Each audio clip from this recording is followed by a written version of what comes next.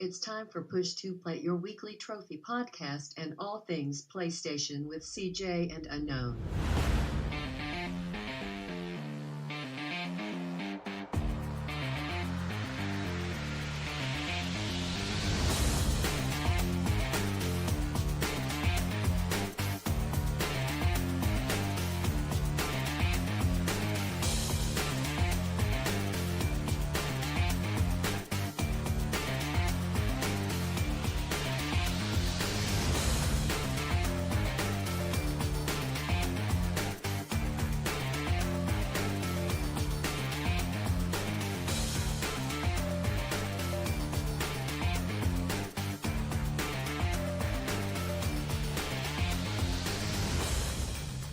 Hello, and thank you for joining us to episode 3 of Push to Plat. That's right, we've made it to 3 episodes already.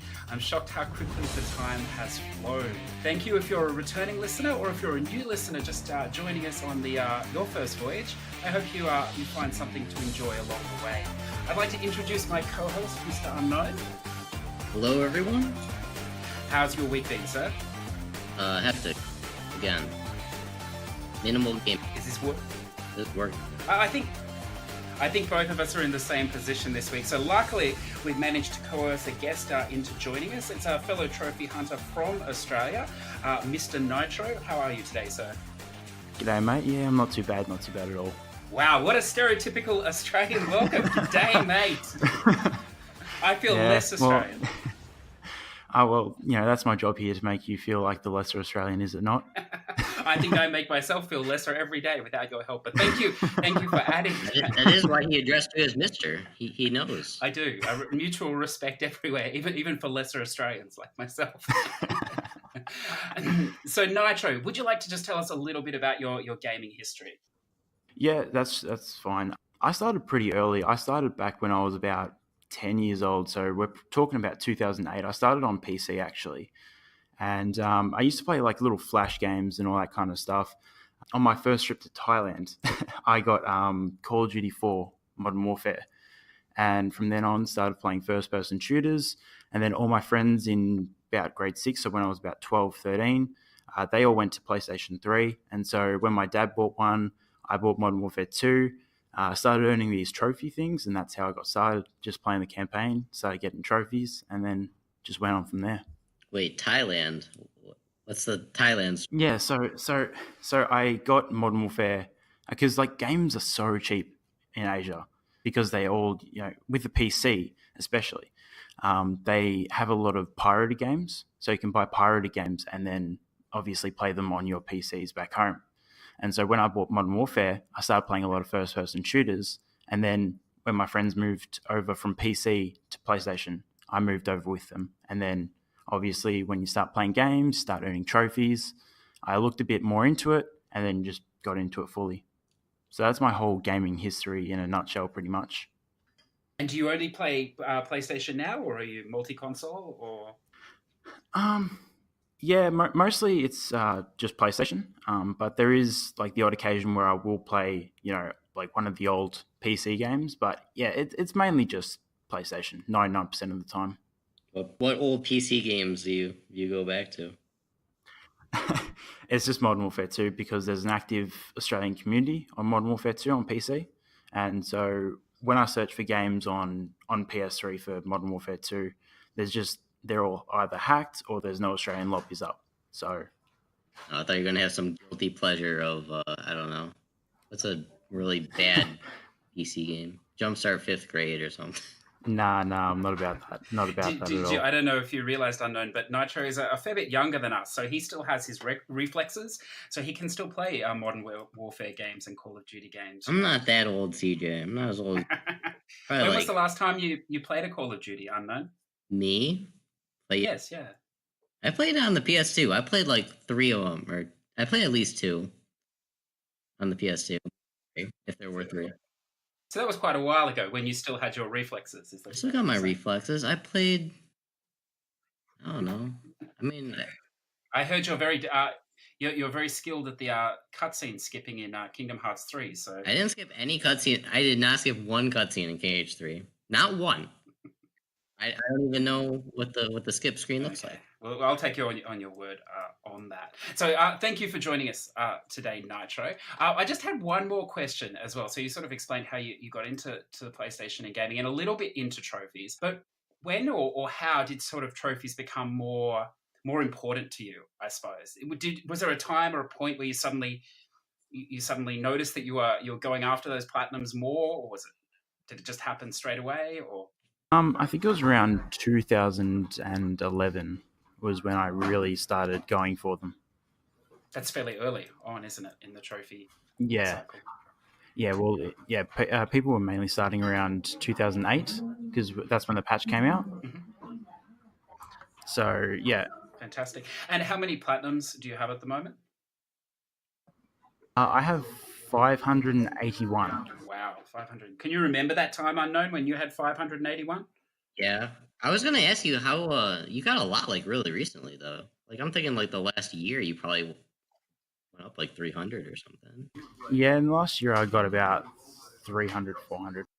That's fantastic. Yeah, I'm sure this unknown is leading you to his trophy apocalypse topic, but we're going to try and avoid that at least to start with. I don't know. I feel like if we went to the trophy apocalypse, I feel like I would be double teamed here. Do you think his 300 plats were all quality, or should we just?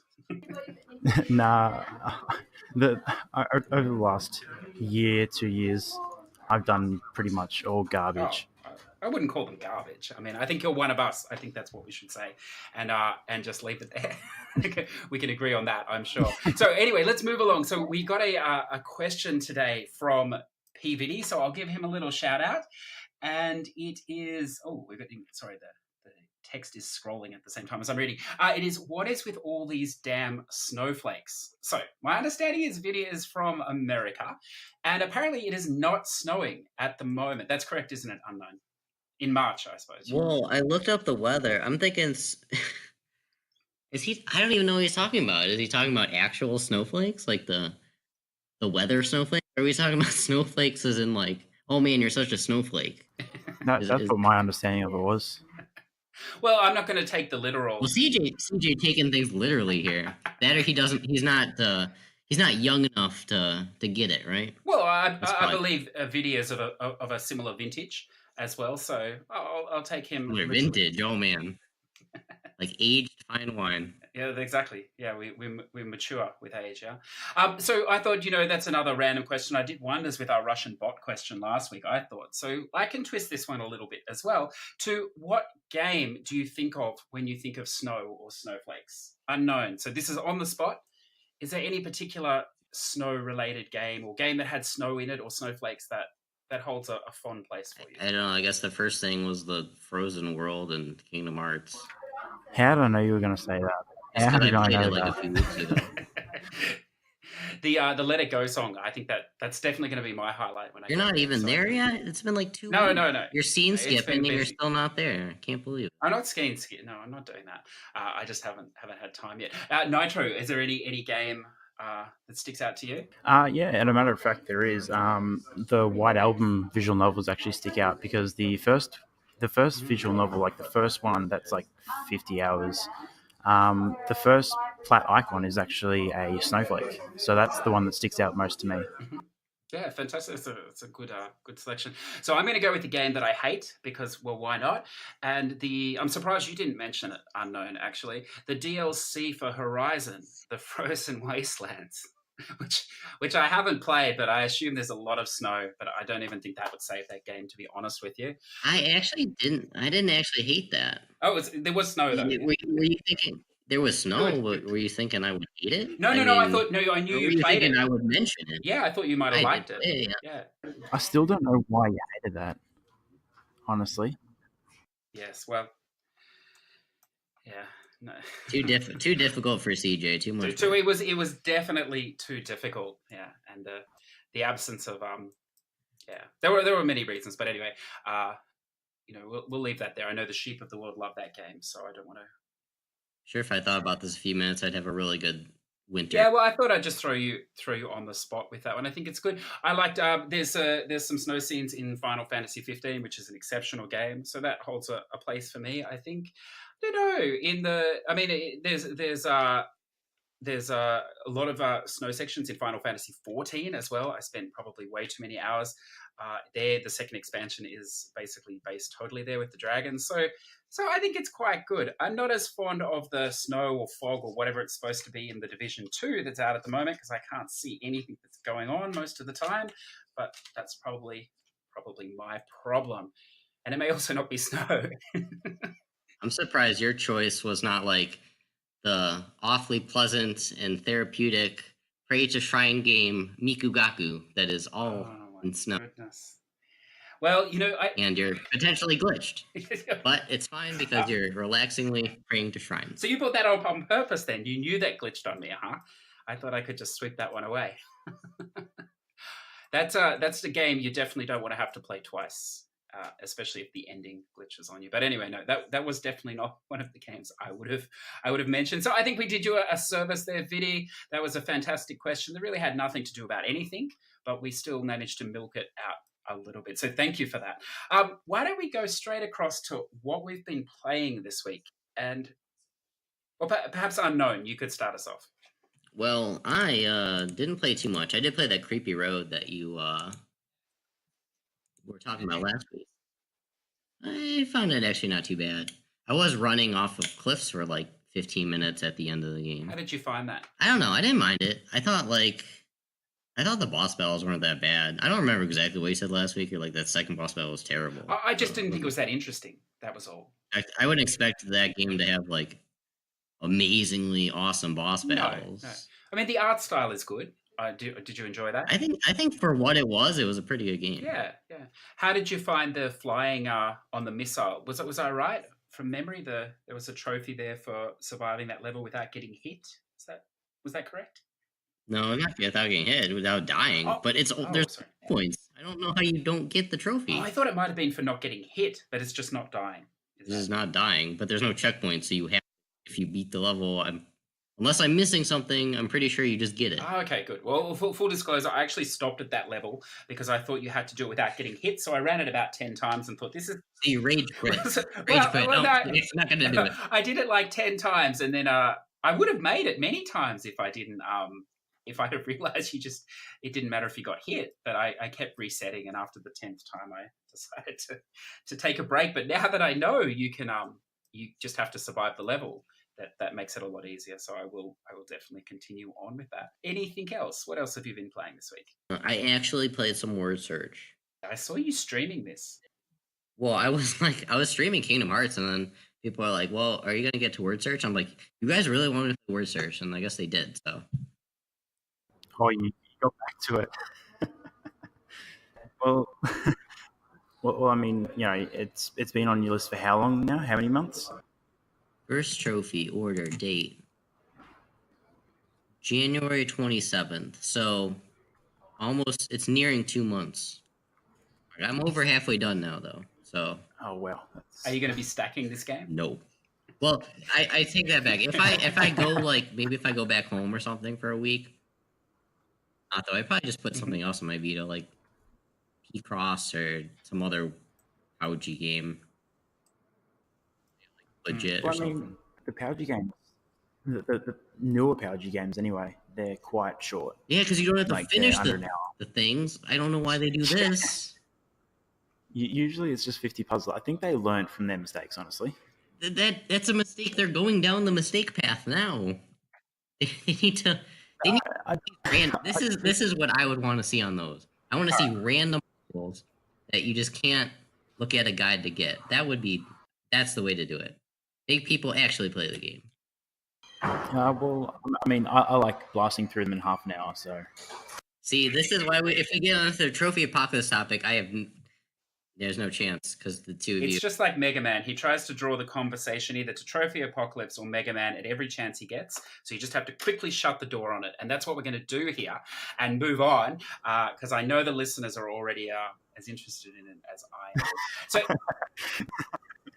already trying to close down their YouTubes or SoundCloud. Oh no, here we go again. I'm just moving you on to the next game on your list. Should we talk the compulsory Kingdom Hearts Minute? How is it going this week? I played Kingdom Hearts. If you want to talk about Kingdom Hearts, we talked about it 3 weeks in a row. But Kingdom Hearts, I finished the story. Yeah. and good. You just Well, don't sound very. congratulations. Do you feel accomplished? I feel accomplished. I stayed up till Excellent. 4 a.m. to finish that Wow. story. That was actually one of the. It's been a long time since I played a game till 4 a.m. I was helped out by the time change. So I guess That's it's good. cheating by And you enjoyed the story? I enjoyed the story, but I mean, I've played like a lot of the KH games, so it's one of the series that like I wouldn't scene skip as I mentioned before. Normally, I will say I am a pretty big scene skipper because normally I just want to get back to the gameplay because that's more enjoyable to me as opposed to watching movies. And also, if I'm streaming too, I mean, it's kind of like I just sit there while other people are just. I feel like I need to talk, but I don't want to talk over the scene, and I don't know. But yeah, gameplay. I think I said before, above story for me in terms of good games. So fantastic, yeah, that's good. Is there any other games you'd like to throw out, or is that your? That's all I played this week. Yeah, perfect. I think that's enough. NiTRO. I do apologize, listeners, for the sound. We're just having a little bit of issues at times moving through, but hopefully it's a challenge, as you know. Yeah, there's some very noisy appliances in NiTRO's background. Well, it will all work out in the mix. As you know, listeners, we're recording this podcast between America, Sydney, and sort of Melbourne. So we're all in different places. So it's very exciting. You do have to bear with us a little bit. We'll sort that out. Is Sydney like very far away from Melbourne? Or are you guys like pretty close to each other? It's closer than we are to America. Well, obviously. No, it's not that far. Just a different state. It's the next state over. So yeah, we're not in the same room. That was sort of the point I was making. So anyway, let's move on. NiTRO, what have you been playing this week? not a lot of English titles, that's for sure. Mainly this week, I've been playing a lot of visual novels, trying to get my ranking up. Because if people don't know me, my grand goal, which is pretty unattainable at this point, just because of all the high levels on the leaderboard, it's to get number one in Australia. So I've been doing a lot of older visual novels that people will probably have done by now. So a lot of visual novels. I have been playing. I did start that Meow Motors game that you guys talked about a podcast or two ago. It was great, wasn't it? As much as I've played, yeah. Just before we get into that game, because it's a fantastic game, can I just ask what's your ranking at the moment in Australia? I think I'm fourth. I'm fourth in Australia right now. What's your rank, CJ? Who knows? I mean, it changes daily. In Australia? Well, it changes on whether I leave my profile there or not. Yeah, exactly. I either go up or go down, or I stay at fourth. So I'm getting to you. But it's fantastic. I keep distracting myself with podcasts and things. I don't know how many levels to get to number one, NiTRO. Pardon me, what was that? Sorry. What's the level gap between you and number one Australia? Oh geez, I'm not that good at maths. I think it's about 60 levels. Okay. Yeah. So around 60. And of course, we should take this time to shout out to Meet the Fokker, the number one in Australia or wherever you're currently living in the world. Carry on, please. If you listen to this. Or if you or one of your friends listen to this, please. So we'll move. Sorry, back to NiTRO, back to your game. So Meow Motors, you said. How are you finding this? So far so easy. It's really not that hard at all. I expected it to be at least somewhat challenging, but as far I'm only a little bit into the game, maybe hour or so. So I'm about halfway. Spoiler: it gets not any harder. Not any whatsoever. harder. Okay, so I shouldn't look forward to a challenge then. How do you feel about cats? Well, I'm more of a dog person, so yeah. So if they had I don't know, bark motors or something like that. CJ, are you more of a cat or dog person? A dog person, yes. I figured. I feel like we're a bit outnumbered here. 2 Australians, 2 dog people. I'm outnumbered on everything. But I enjoyed Meow Motors. I think for a kart racer, it's fun. It's very easy, of course. But for a couple of hours, it's light entertainment. Well, I think it's fine. I think it was my mistake because I was probably expecting something to the tune of Mod Nation races. Mm-hmm. So I think that was where I kind of had my downfall because I was expecting too much from the game. Mm-hmm. Because we don't get a lot of kart races on PlayStation. I have noticed like there are a lot of kart races out there, but not a lot get released to PlayStations or one that Got Nickelodeon played. Yeah, we do have that. We do have that. twice. Does that count as two, or is that only one game? Which one's What's 2 lists? on Nickelodeon? Yeah.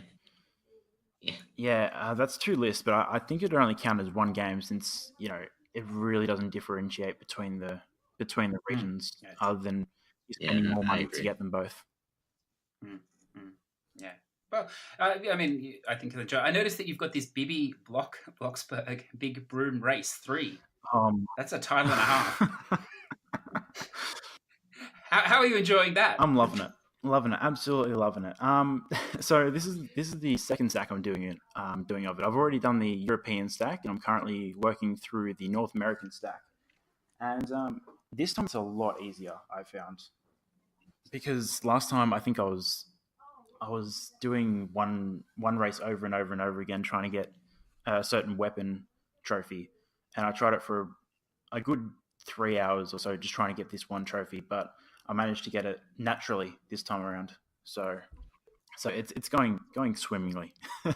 So I had a question about that game. I was gonna play it and then decided not to because I heard you need 4 controllers for it. Do you actually need 4, or is it just easier with 4? Or is it like actually impossible?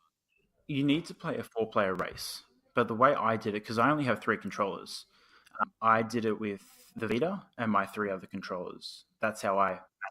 Well, that was see, my Vita was my 4th controller, but I can't. Since I moved, I can't get the remote play to work on it, so I can't do it that way. So that's why I was thinking if it was possible with only 3. But it sounds like you technically used 4, or you used 4. It was technically 3 Dual Shocks and a Vita, but Yeah, so with that, I did find that with my remote play, it was screwed up after, I think it was the 4.0 update. The remote play really just started not working. So what I ended up doing was I have to manually connect it each time. And if you go to like register device and in your settings on your PS4, it gives you a specific code, and you can enter that code into your Vita, and it'll connect straight away.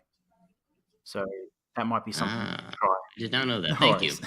I'm always here to help. Talking games and solving problems. It was worth having him on, Unknown. Australians, they're not all bad. Well, he's a full Australian. Yeah. He's most helpful Australian that's been in this stream podcast so far. You've been dealing with a lesser Australian for a long time, see, so you don't know what to expect when you get the full package. But he's saving us there. So just on that 4-player question, I've got a bit of a claim to fame on that. I seem to be the only player in the world on both stacks that can't get that trophy. I've tried everything, using 4 controllers, using the AI, getting the game to play itself, any possible combination, tips from everyone, but I can't seem to do it. So I don't know what is going on with that game for me, but we might have to get in a party chat one night and solve that for you. I don't know. It's just, I think these things are sent to... It's part of the reason my completion is obviously so low. We were talking about this before, but the games are clearly against me. So this is just another situation. I mean, some games you do have to attempt more than 3 times. Well, I've actually, the most frustrating thing was, I've been told, I don't know, NiTRO, maybe you can clarify this because it seems to be a bit contentious, that you can actually finish 1, 2, 3, and 5 and get the trophy. It seems to be a lot of people finish that way, not 1, 2, 3, 4. So I've tried that. I even once finished 1, 2, 3, 4 with the AI, which is incredibly hard to do because it's very rare that happens. And I didn't get the trophy. So I'm not sure what's happening there, but... It's not. I think we're talking about 2 different trophies, if I'm not mistaken here, because there is a flyer race with 4 players, which I was assuming was what we were talking about. Isn't there a winner team race as well? There is. I had trouble with that. I unlocked it the first time round, but then again, my team finished 1st, 2nd, 3rd, and 4th. So, maybe I was lucky. But I have seen a lot of people on the forums, especially. Complaining about it. I can't remember which forum I was on, but it's definitely out there. And to be honest, it may be fixed. That game I see is still getting patched, even as late as last week. I think so. That Yeah. may have changed. It's a very high Really? percentage. Yeah. I'm surprised that game would get any attention whatsoever if they release it, or like they would care about it. Surprisingly, for a game which has 52 owners, is getting patched. Just amazes me because I think they have the money to actually get a game patch out, like onto the PSN. Yeah. I could be wrong about that as well, but from what I understand, that's how it goes. Well, I thought these two games. What was the Bibi the horse game?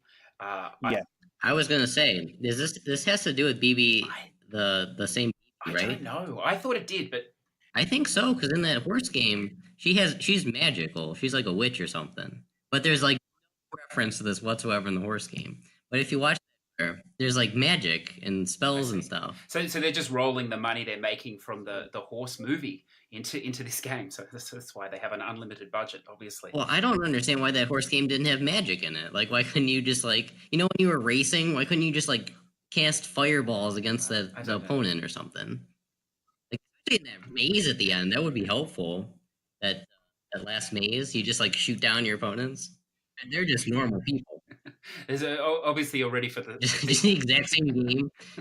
Everything's the same. It's just you get to shoot blue fireballs or whatever. That sounds like the Korean stack to me. I think you've just got to wait another couple of weeks. No, the Korean stack would have to get they have to add Stranger Things. We have to be like live action and. Well, we can talk about that. Added into it too. That game later. Anything else, NiTRO? What else? Yeah, there's actually a couple of things which I'll just go through quickly. One Word and Mix-Ups by Powgy. Pretty much finished 50 puzzles, you get the platinum. Conan Outcasts, that's the Japanese version of Conan Exiles. I did that recently. And can you just explain how that game works? Because you can do it very quickly. Yeah, I did the Japanese stack in an hour and a half. So pretty much how it works is you can pretty much create a co-op game and you can use an admin panel, which pretty much helps you get a lot of the trophies very fast. So you can spawn particular bosses, you can give yourself unlimited resources, you can teleport anywhere on the map, you can make yourself the max level, which is needed for I think 5 or 6 trophies. So yeah, it's very easy if you use the admin panel. It'd take, I'm guessing, 100 to 200 hours if you're doing it legit, because you obviously need to traverse the land, find all the different bosses, find all the different items that you need for specific trophies and such. So yeah, it's very easy though if you use the admin panel. Yeah, it sort of works on the same system as the ARC. Is it menus Japanese or English? The menus are actually in English.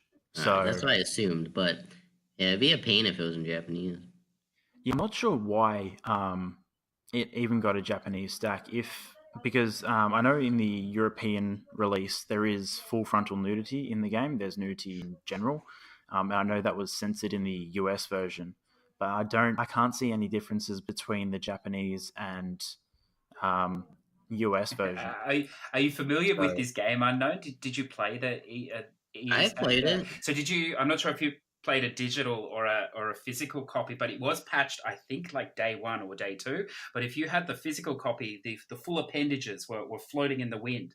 And I don't know what his was, Conan, I suppose. He was very well endowed, I must say. I'm not sure that you could change the size of the appendages. But... No, there was a meter. There was a meter. Oh, was there? Maybe my copy didn't come with that. I'm not sure what happened there. Or maybe I got sidetracked. Definitely change it. Yeah, but it was patched out like a day later or something. There was a bit of uproar.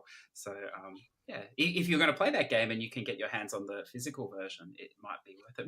Was the Japanese version censored? Or was that a... Yeah. The Japanese version doesn't allow nudity at all.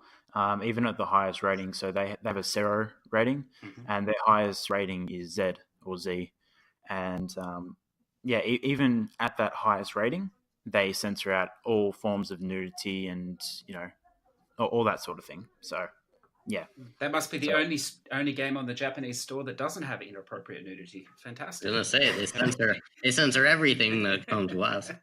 Yes, it does seem that way. Giant screens of white. Yes. Yeah, we must be protected Yeah. from ourselves, but that's a topic for another time. Sorry to interrupt again. Anything else? Yeah, there's just one more game that I've been playing pretty much on my commutes to and from university, which is a bit awkward when people look over. But I've been playing Senra and Kagura Bon Appetit on Vita. So it's an interesting game, very boring and easy. But yeah, it's very odd when old ladies start, looking over your shoulder and looking at what you're doing. Um, especially So do when you sit next to them on the bus or whatever, like on purpose, just to get reaction? I tried to sit by myself when I'm playing this game, especially, and secondly because I just don't like people sitting next to me. When people do sit next to me and they are older ladies, it does get a bit awkward. I try and when you have a perfect victory against one of your opponents, they get fully nude and get placed on some cake or other, and it does like a slow pan up of their body, and before you can just mash X to skip it. But I usually turn my Vita, away while that's going on, and I'm just mashing X, so I know it's skipped. So yeah. So do you play with headphones, or do you let everyone else enjoy the wonderful music? Oh no, I play with headphones. I'm not a dick. I mean that could be like they might enjoy it though. What if you might get more people come sit next to you? Did you enjoy it when you played it? I thought it was too long. I thought the play 100 songs or whatever. It was like, I mean, you didn't have to play the whole song. You only had to play the last third of it because that's all that mattered. But I wonder what the age is on public transport when you play a Senra and Kagura game. I wonder what the age is where you're young enough that the older people or the mainstream people look at you and just think, oh well, you're young, that's what you do. But I wonder what age when you get to the point where they look at you and think, wow, there's another dirty old man playing his Senra on the bus. Like, I have a feeling I would fall into that category, perhaps. Another one? You mean there's multiple people? It's not an uncommon thing. Well, I love to think we live in a world. When you said ages on the bus, I thought you meant like you can't get on this bus. You're under 13 years old. There's people that play things that you're not supposed to be watching on this bus. You're not allowed on. That's right. Yeah, it might even be a console bus. This is the Switch only bus, and everyone whips it out. But Switch. The Switch bus is probably more. I'm thinking more age appropriate than the Vita. Vita bus, you got that card. What was that game? Where you collected those cards, you had to like rub them to level them up. Can't remember. I have a feeling the Vita bus, you'd sort of be waiting a long time, and then it probably just doesn't turn up anymore. I think that's the future of the Vita bus. That sounds like Victoria, like public transport, just in general. Yeah. You're waiting half an hour for a bus, and it just never turns up. It's been cancelled. Yeah.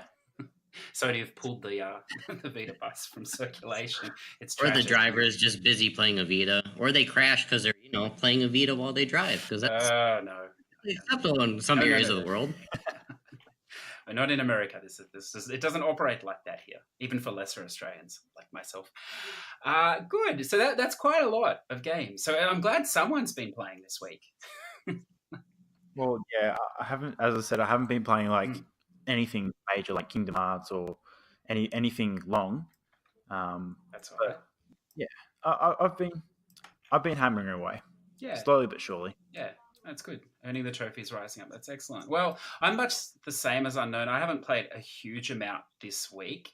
I did jump on the early access for Tom Clancy's The Division 2. I'm not sure why, because I didn't end up having many hours during the week. And I also forgot that there's a bit of like there's a lot going on in the Division games. Like you just got to get your head around all the menus and, even trying to figure out how to set up the co-op again and stuff like that. So there's a couple of hours there, but it is fantastic. It's out for general release today, I believe. One of the weird things about playing a game like this pre sort of general release or whatever, advanced pay for it access or whatever, is that you're playing with a very small number of other people, so all the common areas are almost deserted, or maybe there's one other person, so it does feel very isolated and stuff. So I am looking forward to jumping back in this weekend when there are more people to play. It follows. I mean, you've played your fair share of dead online games. You should know. To be honest, I prefer it actually. One of the things I like about the Division, as an online shooter compared to many of the other online shooters, is that you can really just play this game by yourself. You don't have to play with other people. And then if you want to jump in for a mission with other people, you don't have to talk to them. It's all very seamless. Like you just drop into the group, you do it, and then you drop out, and you just wait at the start of the mission to pick up a group. And so it can be played as a single player game, like obviously designed to play, especially the end game with four people, but it is possible to play this by yourself. I imagine to play it on harder difficulties would be very challenging by yourself, but it is possible. So yeah, it is a good game for me, or a good game if you don't really like to play online games with other people, but still like to play online games for some reason. I'm not sure. So that was quite good. And then I played spur of the moment, I decided to play some Dead or Alive 6, which is a pretty random decision because I'm not very good at fighting games. Yeah, that's right. And it's good. It's a really good game. It's a very easy platinum as well, if you're interested. I think the only challenging trophy would be doing all the combos for one character. Some of them do get pretty involved down the end, but the rest is easy. The online is not too bad. You could boost that, or there seems to be this weird thing going on at the moment. I was planning on boosting the 5 ranked wins in a row, so that's basically impossible if you're as skilled as I am to get legit. And so I went in with that attitude, but it was very hard to find a second account. So I kept finding just randoms, and most of them, to be honest, just laid there and died. I think they'd either given up, or perhaps they were farming the 100 games trophy. Or unlocks as well. So if you're sitting on the fence about that game, it might be a good time to pick it up, because I think I played 20 matches last night, and 18 of those matches, the people, they just didn't care. They didn't even fight back. So it is very easy at the moment.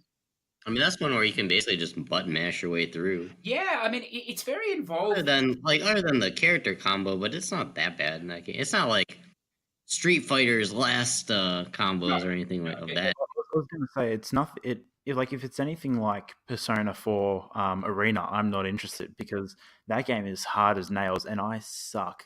Like I'm like the lowest tier of fighter player you could ever find. I just hate my fighters so much. The only ones I've got are ones where you can button mash pretty much square and circle or whatever, and they're the only ones I have, like PlayStation All Stars, Tekken Revolution, and Reality Fighters. I think they're the only 3 I have. And you pretty much just mash square, and that's how you win in that game. So Reality Fighters. Oh man, I remember that one. That online was terrible. Broken mess. But anyway, sorry, CJ, continue. Yeah. It was such a bad trophy. You needed 10 people in an hour. A day? Yeah. Oh, it was an hour. Yeah, it was bad. Well, I mean, this is definitely no sort of Mortal Kombat or difficulty on, or even Dead or Alive 5. I mean, these games were very tough. So this is much easier. I'd put this on like a level with maybe Tekken 7. I think it's if you want to go deep, there is a ton of stuff. Like you have to do one of the trophies requires you to do all the move sets for a character. So I think the shortest move set is 70 for one of the characters, and it goes up to like 200 for others. So if you really want to invest in the game, there are a lot of options for moves and linking stuff, but it isn't required, to just platinum the game. I imagine if you ran into people that knew how to do that online, it would be a blood match. You wouldn't stand much hope. But then that's the risk you take with any fighting game, I think. So I would recommend it. I mean, it is full price at the moment. It's strangely enough, it has a story mode, but there is no trophies linked to the story mode. So I'm gonna try it, but it's weird that they would go to that trouble and then just basically you don't need to play it. So I assume the story mode is very short, but we'll see on that one. So no, and then I did pick up your mouse Skyrim game, but I haven't tried it yet. So I'm interested in that. I don't know if you remember Unknown Your Ghost of a Tale from the other week. Oh yeah, I was thinking, what are you talking about? It does. The animation looks fantastic in it. So I might report back on that. And then I couldn't help myself. I had to pick up this Rico. We talked about this last week with the procedurally generated action movie FPS, if you remember. And we were both sort of stunned at how that would actually work. So I can report I can report back that it's a cheap ripoff of Rainbow Six Siege in a sort of a way. Like it's they've changed it enough that it isn't the same thing, but it works on the principle. So you're just running through a building with multiple rooms. And so I suppose there's the procedural generation. The enemies move around. It would be fun online with people, I think, but it's fine. It has a bit of a story as well. It has some cool voice acting from the lady at the start. But yeah, it's probably one that you could never play and your life would still be totally fine, I think. How much? I think it was like $29-$30 Australian. All right, it wasn't a full price thing. All right, because if that's $60, then that's an absolute joke of a price. Yes. Well, they did that with Onrush. Then they gave it to us for free, but Onrush not a $60. This is a game that'll be like $15, like 50% off, probably in a couple of months, I would imagine. And I mean, I'll wait till. Yeah, if this is your type of game, I think it's long. Like I think you could get plenty of hours out of it. Especially if you're playing with someone else. But it's Yeah, but if that's your type of game, aren't you just like someone who just plays Rainbow Six Siege? I don't. I think this is probably a lower skilled version. So that could be the attraction. Like if you're not sort of, because Six has been running for quite a while now. It's getting pretty skilled, and all the better people are playing that one. Yeah, exactly. So it's a bit of a lighter style of thing, but it's fine or whatever. I think the description we read last week was a little misleading, or whatever else. But at least now we know. That was very misleading. Yes. I was expecting like a late night or late shift or whatever. Yeah, I was hoping for that. Al-Kaheen's gun crossed with, I don't know. But yeah, it delivers to a different path. That's what I was picturing. Yeah, and then the only other thing, for someone that didn't play much this week, I seem to have spent 5 minutes on a lot of things, I suppose. But I also did this I and Me. What a name, I and Me. That's a Leica game, or however they pronounce their. Yes. Yeah. That's that. I'm just looking it up, but yeah, that's correct. I just call them rat games because I don't know. And this game will sort of lead us into the topic perhaps as well. But so it's a stackable game like all their games in lots of regions or whatever. But I think you should play it unknown. I think it's one of the better ones. You have to finish the game, so it's not a 10%. Yeah, but this is also the game. Question for you: how many times did you press the triangle button? I don't know. Is there any way of tracking that, or? Well, how many levels are there? Well, I may have pressed it more than once in some levels, So, no, look, yeah, you don't. I'm going to see if your average is higher. Was your average? Luckily for me, it doesn't track that, but you don't really need it that much, to be honest. Like once you get your head around how the mechanics work in the game, it's fairly obvious. It does do this thing where it sort of flips the mechanics halfway through. So the premise of the game is you're two cat-like things and you move one and they both move in the same direction. So about halfway through, there's these magic wands you jump into, and now it makes the characters move in opposite directions. So one goes to the left, the other goes to the right. So it sort of flips the game for the second half of it a little bit. But once you sort of get your brain around it, and they do give you a lot of like levels each time they bring a new mechanic in that are very easy to get your head around it. There's a couple of levels that are very frustrating. Because just trying to line them up exactly with the things, but it's not a hard game. I can guarantee. I thought it was going to be. Yeah, because you can look at the answers. Yeah, how could it be hard? Yeah, well, obviously, as we said, and I did watch a video guide briefly just to see how it worked, and one of the video guides I watched had videoed the PS4 playing from the things. That's just laziness. So that was. Yeah, we actually had predictions about this last week. That's didn't right. We? Yes, we did. Yeah, the video guide just being straight that. But wow. It was good. But look, I'm not against having the video guide in the game. It saves you time looking it up, I suppose. So I'm very against it. Yeah. Well, that's just not a good idea. Well, I've never played a game like that has had it before, so you don't need to worry. It's just way too easy to. I mean, I guess you could just bring up a YouTube guide, but still. Yeah. I don't like the concept. Not a fan. I do recall playing a game. I can't remember the title for the life of me, but it was a puzzle-like game where it did have inbuilt video. Oh, actually, I know what it was. It was that One Tap Hero that had video guides in the game itself as well. You had to collect a certain amount of coins before you could access them. Mhm. But yeah, it did have, the levels, like how to get all the stars and everything like that. It did have that in the Yeah, but didn't actual game you had to itself. buy hints or something, didn't you? Well, yeah, you had to buy the video. I think it was like 50 coins though, but you can get 50 coins in like 3 levels. It's not that hard. Yeah, but at least it's not as bad as this. You can hit triangle every second if you want to. Yeah, I guess not, but it's the same sort of premise, I guess. Like 50 coins is not challenging to get in that game because you literally run 2 meters and you've got 5 coins. So, Just farm them. Well, yeah, that's exactly right. So if you're having trouble with, say, level 10, you can just, find a good farm spot in like level 9, 8, whatever, and, run it a few times, and then you can look at the hint and look how to get it. Yeah, but Or at least they alternatively, had a good. I think they had a better intention. Let's give a hint system where you have to pay for the hints. Like they did a bad job of how much the hints cost, maybe, but it's not like let's just. It's just like you want to just look at the answer. That's like playing. That's like playing word search or a Pougy game, and you just click triangle and it just brings up the answer right next to you. I think I sort of maybe fall slightly on your side, Unknown. I think they have crossed a line slightly with this game in that there's no cool off period on the hint, so you can literally just use it every time, use it repetitively. So it's definitely like, I know in a lot of the point and click games, like if you use the hint, you do have to wait for it to, recharge or whatever else. So I suppose you have an incentive to at least have a go. Well, their hints aren't. Those are even just more hints. Yes, they're not like the full answer. Yeah. They're not like doing it for you. Like having your character walk to the screen, clicking on the object you need to walk on, and then you return to your character. It's not like that. It's more of like an actual hint. Yeah. Not an answer. Don't get me wrong. I do agree with you guys that it has crossed the line of pure just insanity that they are doing that. But I still don't.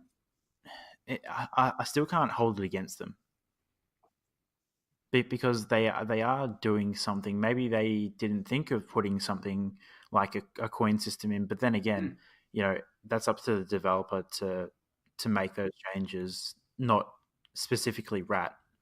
Because they're just publishing it for the systems. They're not the actual developers themselves. I wasn't saying it was Rat's fault. I was just saying that.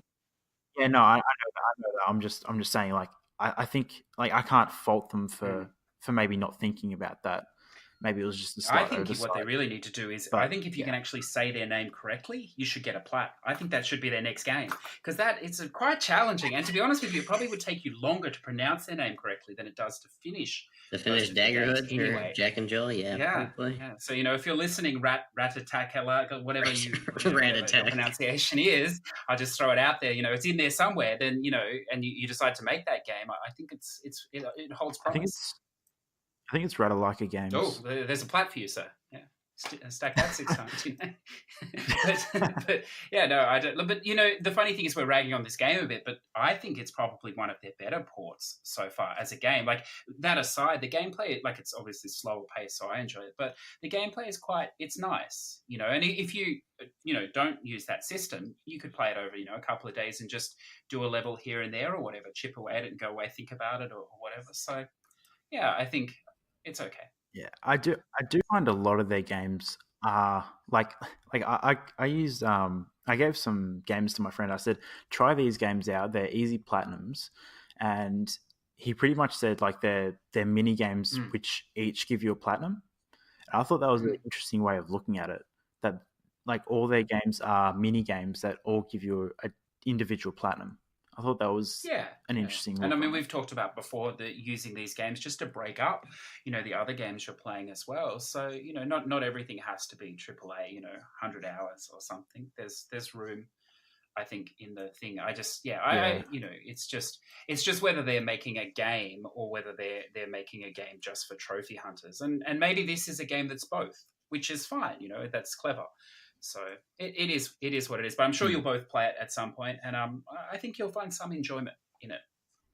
I hope so. If you're done there, CJ, I just remembered another game that I have played this week, and that I'd really like the opportunity to talk about is Apex Legends. Is a game I've been playing recently, and I've been loving that game. Absolutely loving it.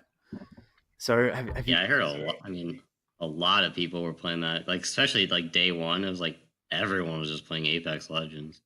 Fortnite for like I don't know if it still is, but Yeah, I think it's like number one game still streamed on Twitch, so it's doing really well for them, in compared to Anthem at least, which are both published by EA. But yeah, I'm really loving this game. Actually, it's not easy, but it's so much fun that I don't care it's not easy. So, and I don't care it's like not a plat list either, because for some reason it has like it's like 65 hours, but it only has a 100% list, which I think is a bit stupid. But like, I just love the game so much, which I'm going to continue playing it until I get the 100%. So yeah, that's something I wanted to talk about. But anyway, Yeah, no, I'm glad you brought that up because I mean, neither Unknown or myself tend to play games like that, so it's interesting to have someone on that has some perspective in that game. So I was going to ask you because I've heard a lot about that game. It's fairly seamless, is it? Because you play in a party of 3, is that right? Or yeah, so there's 20 teams of 3, and it's kind of like if Overwatch cross Titanfall made a battle royale. That's what it is, because there are legends that you choose, and they all have their different ultimate abilities, sub abilities and stuff like that. Like one character, Lifeline, has a robot that she can deploy every now and then, which heals your whole team as long as you stand in its radius, and different things like that. So there's a lot of difference between the characters. So you might only master one or two of the characters, but you got to play and win as all 8 of them. So I do find it's a a lot lot. of variety and stuff like that. Yeah. There's a lot of room for experimentation, especially with like different teams and teaming up with different characters. Because obviously, if you have different characters cooperating, you're going to have a different experience each time. what do you reckon, Unknown? Do you reckon this game would track suicides? Do you reckon I should log in and claim my 1 suicide death? I might. Don't- Well, I've got my Fortnite suicide. It'd feel a shame not to have it in this as well. all the free games like that. I was actually having a conversation about Apex. Why there's no like 1v1 or 2v2. I'm thinking they're gonna add it though. Thinking that's their plan down the line. Once dying down a bit, they're gonna be like, Yeah, oh man, They 1v1 are. and hype it up, and then everyone's gonna be like, oh man, we gotta play Apex Legends again, even though it has like half as it Yeah, used I think 2v2 is more 2v2 and 4v4 are more what's going to be added. I don't think Apex is the type of game which would support 1v1, just because of how the class system is. Like, if any of you guys played Overwatch before, there's a big push on team emphasis and playing your role as your legend or as your hero, I think they call them. So I don't think Apex will add 1v1, but 2v2 and 4v4 I can definitely see. Well, I don't think. I mean, it's just a different game at that point. I mean, if it's just 1v1, I mean, it's just going to be like you just choose the characters that are better 1v1 centric or whatever. And I think it wouldn't be that hard for them to add it. I mean, Oh no, it would be to hard, add but a new mode where all you do is change the number of players on a team. yeah, I don't know. It just seems like a lot of their um, like with Apex, once one of your friends or teammates dies, you can pick up their tag and respawn them. And I feel like with these type of things in place, some of the stuff on the map would become like useless almost. And so I don't know. I feel like 1v1 isn't suited to Apex. Like, they could definitely do it. Don't get me wrong. They could definitely do it. But I feel like Apex is more of a, team based game, whether the teams are 2, 3, or 4. But you also think they're going to make new modes with different sized teams. I think down the line, yeah. Yeah, it's completely free to play, isn't it? There's no monetization behind it as well. Yeah. So there is microtransactions which you can buy, because there are 2 characters which are locked behind. Like, you have to either grind or you have to pay real money to get. But if you're going for all the trophies, by the time you hit level 50, you'll have those characters unlocked ages ago. Like it doesn't take that much grinding to get them. Oh, well. Sounds good. It's definitely not a game for me. Unknown, are you likely to drop in and risk your 100% on that? Probably not. I don't play first-person shooters typically, so Yeah. No, I'm much the same. But it's very interesting to hear from someone that does play them because, most people do. So because we play the unpopular stuff normally. Yeah. People will be playing stuff like this. Yeah. Well, I think one of the things with those games too is that they are like a high skill ceiling. So it's very evident if you don't really know what you're doing. It's a very steep learning curve. I mean, I don't know if this one is, but I imagine so. That's debatable. Yeah. Well, maybe because it's new that people haven't become masters at it. Well, I mean, I've seen videos of people winning without firing a single shot. Okay. So maybe that's just a massive team carry. I don't know, but yeah, that's something I have seen. So could be a good way for me to survive a match not firing a single shot. Yes, I'll probably get taken out by friendly fire. It wouldn't matter. Because it's you not just standing around. You just go random. So like, why aren't you doing anything? You're not helping us out at all. I sneakingly suspect that Sony may have put a little warning on my profile for these sort of games because I was playing the Division 2 the other night and we took this side mission and I got to the last. It was very long. Well, it took me a long time. It's probably a 5-minute mission that was approaching 30 for me.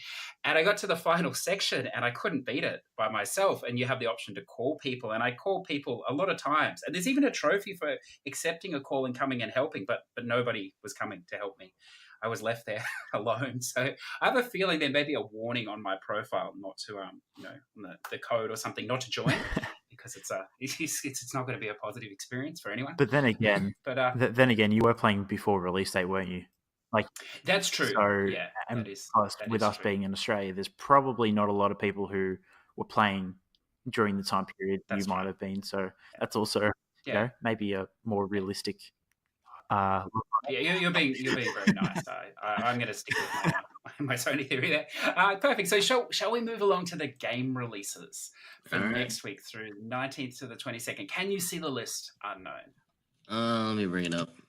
Yes. Look at it. Aside. So I'm pretty sure there's actually big name stuff on this. There is big name. Yeah. Well, I mean. Yeah. Would you like to go first or second? Do you want to do the first one or the second? I'll go first because I want Fate Extelia. Let's go. Servants across the Fate series have come together to battle in a new sinister threat, the Seraph. Fully loaded with new elements, Fate Extelia Link includes never-before-seen servants, fresh scenarios, polished graphics, and redefined gameplay. New heroes, new stages, new rivals emerge again on the lunar battlefield. This was like a Dynasty Warriors sort of thing. Maybe this version's not. I didn't look it up. I apologize. But I know there was like that Fate. There was one Fate game. It was like a Dynasty Warriors style.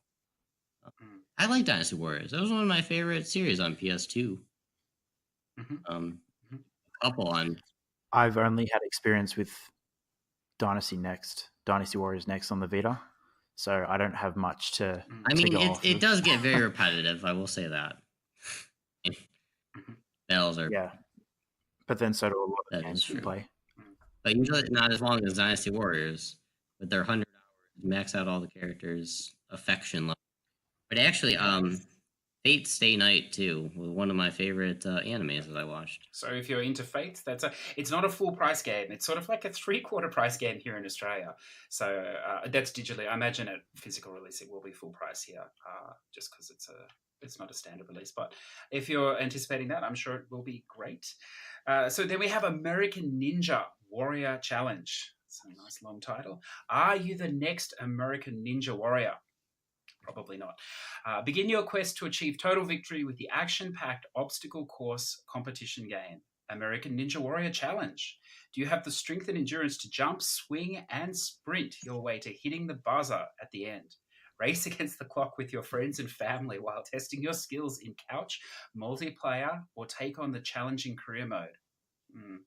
Those who successfully complete the city courses move on to the finals will face a stunning 4-stage course modeled after the famous Mount Midoriyama in Japan. Wow. Enjoy all the thrills and spills to become the next American Ninja Warrior. Sounds like a VR, a move game that's like not VR. Like they just go old school with it. They make you use the move controller, not VR. I'm actually somewhat looking forward to this game. So, for those who don't know, Ninja Warrior is a TV show, and it started in the States, and there is an Australian version now, and they usually have a series or season each year, and they go through different obstacle courses, which push the person to endurance and everything like that, and they have specific rules, like they might have to swing from different ropes, and if they touch the water, they're disqualified. And the person who finishes the courses, goes on to the next stage, and then eventually it goes to who can finish X course the fastest. And at the end, there's like a warped wall that people have to wall run up and stuff like that. So yeah, I'm looking forward to it. Yeah, I think it originated in Japan, and I think it looks like stuff I would like to do, but they just make it seem so cheesy on TV. Like I used to run like free run and do parkour and stuff, so it's really fun for me. I don't know, just to make it sound so like the announcers and everything, and I don't know. Well, I'm glad the person that knew nothing about that game or the TV show was the person to read the description. Hey, I get to read the best stuff in this list, though. Well, but I'm glad you both know about it. So it sounds like it sounds interesting. Potentially, maybe I should check that out. Shall we go on to the next one? Oh no, I don't read the best stuff on the list. Oh well, never mind. You got. Swap. All right, SNK 20th anniversary. 2018 marks the 20th or 40th anniversary, not 20. I know my 40th anniversary of legendary studio SNK. Celebrate this extraordinary milestone. A variety of classic arcade games from SNK's golden age are coming back together in one anthology on the PS4. SNK 40th anniversary collection is packed full of retro games and a treasure trove of features. I don't know if the games are on this. I'm going to look it up right now. Oh, okay, you can if you like. So it's also coming out on a Switch release, coming out on everything, I think, this week. So why does this description say PS4 then? It makes it sound like it's some exclusive. I don't think so, no. Definitely not. But more interesting to me is that it says 2018 marks the 40th anniversary. So is that a misprint? Should it be 2019, or is the game been delayed a year for some reason? And now it's coming out? I don't know. That's more interesting. Good point. I'm not sure. But anyway. Hey, games get delayed, aka Kingdom Hearts 3. They do, yeah. So you can look that up because that doesn't interest me at all. Oh, these things look... Yeah, these things are like those arcade archive games. Yes, yeah. This is basically those. Yeah. Sort of all in one deal. place. Yeah. So the next one, Ni no Kuni 2, Revenant Kingdom, The Tale of a Timeless Tomb. So the final expansion, well, the second expansion, which will probably be the final expansion, I think, for Ni no Kuni 2. And who would have thought this was ever actually going to come out or even existed? So we're way over what are we, like 18 months after the game now released or something? But it's good that they're still plugging away. This actually looks more interesting this time. It looks like there will be actually some story involved, unlike the first DLC. So it says here, The Tale of a Timeless Tomb will introduce new story elements, new locations, new characters, and new fighting methods. That's a lot of new stuff. With much of it themed around a mysterious entity known as the Conductor. The Conductor, a giant tuxedo-wearing rabbit. Yeah, okay. And it inhabits a dream world where people's memories mix and mingle. The protagonist Evan slips into while falling asleep at the Gold Paw Inn. So is that rabbit late for an important date? I hope so. So apparently the rabbit is from the first Ni no Kuni. I didn't play this, but apparently he's a central character. So there's a lot of conjecture about what he's doing in this game because they're different worlds or different times or whatever. So I don't know. I'm looking forward to it. I think I have a sneaking suspicion it will probably be a lot like the first one. It'll have a few story missions and then perhaps an endless run of dungeon like the last one. But whatever. The good thing about the first one was that the DLC really streamlined into the game. Just the bad thing was that it came a year after the game, so it didn't really help you, with your hunt to finish the game or the trophies. But if you're still hanging on to that game, if you haven't abandoned it, then I'm sure that will be worth checking out. CJ, you platinumed that game, didn't you? I did, yeah. I thought it was a great game. I enjoyed it, yeah.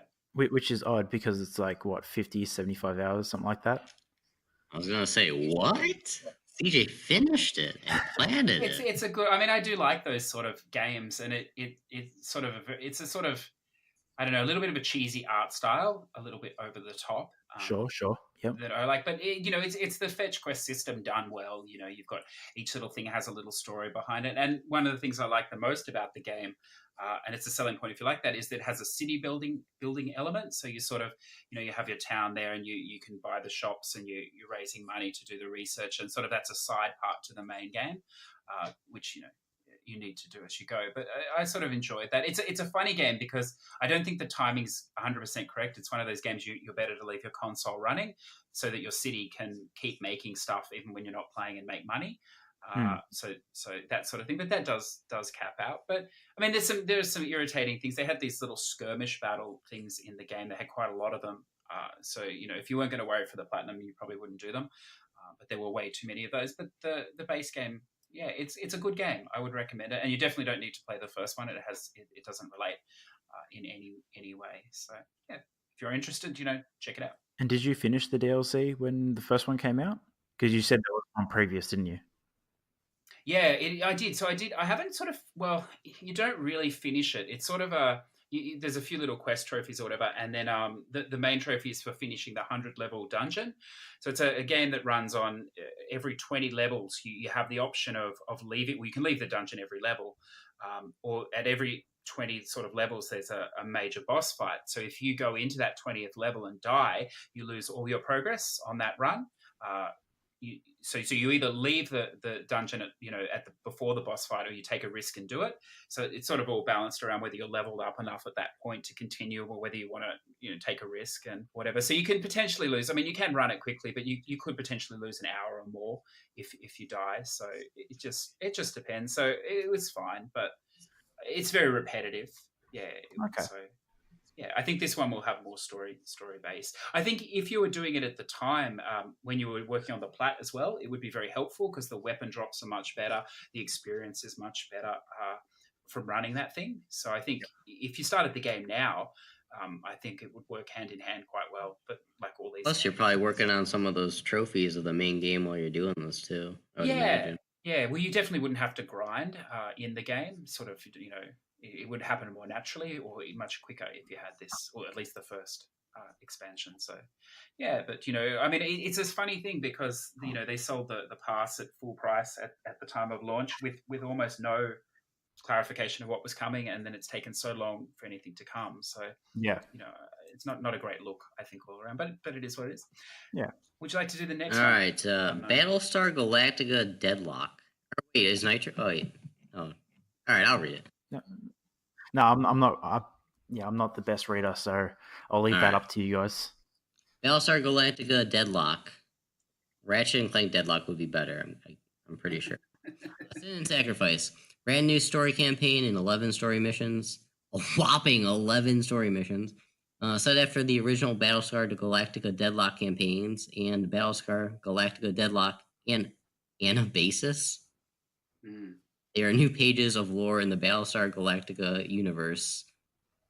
Like this, at this point, should be like the Battlestar Galactica Deadlock universe if we're going this with these Deadlock things. And tell the story of one of the most critical junctures of the First Cyclone War. Does anyone have any interest in that?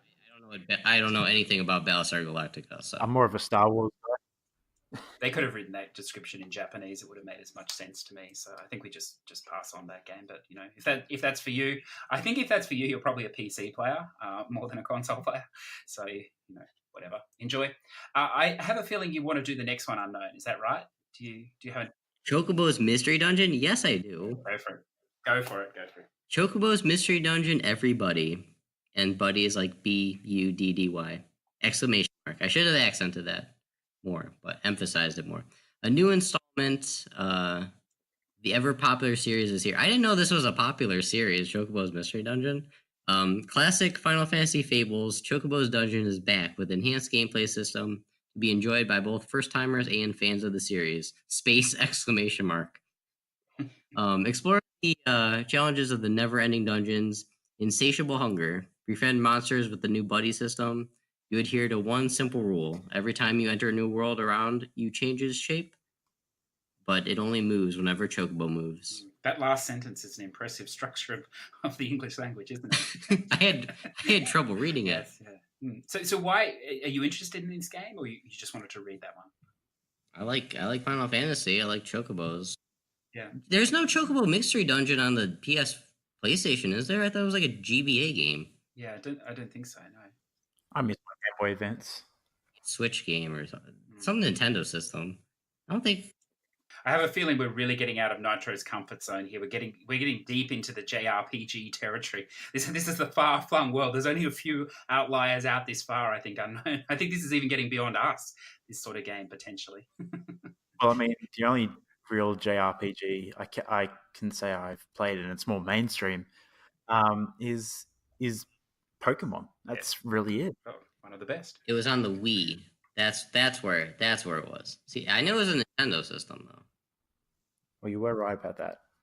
Oh, it is on DS, Nintendo. No, I think that's probably they're probably talking about the new one. I don't think there was a Nintendo Switch at the time this Wii version came out. I'm sure this new one's on the Switch too. It seems like I just am surprised. It just seems like a game that would only be on the Switch. Oh, that's a good thing, I suppose. So that will be out. I think that's out midweek, that one. And then, so I've heard multiple pronunciations of this. I'm going to go with Sekiro, unless anyone wants to correct me. Sekiro Shadows Die Twice. So the FromSoft game. So this is a game I shouldn't come anywhere near, I have a feeling, but I probably can't help myself. I'm going to try.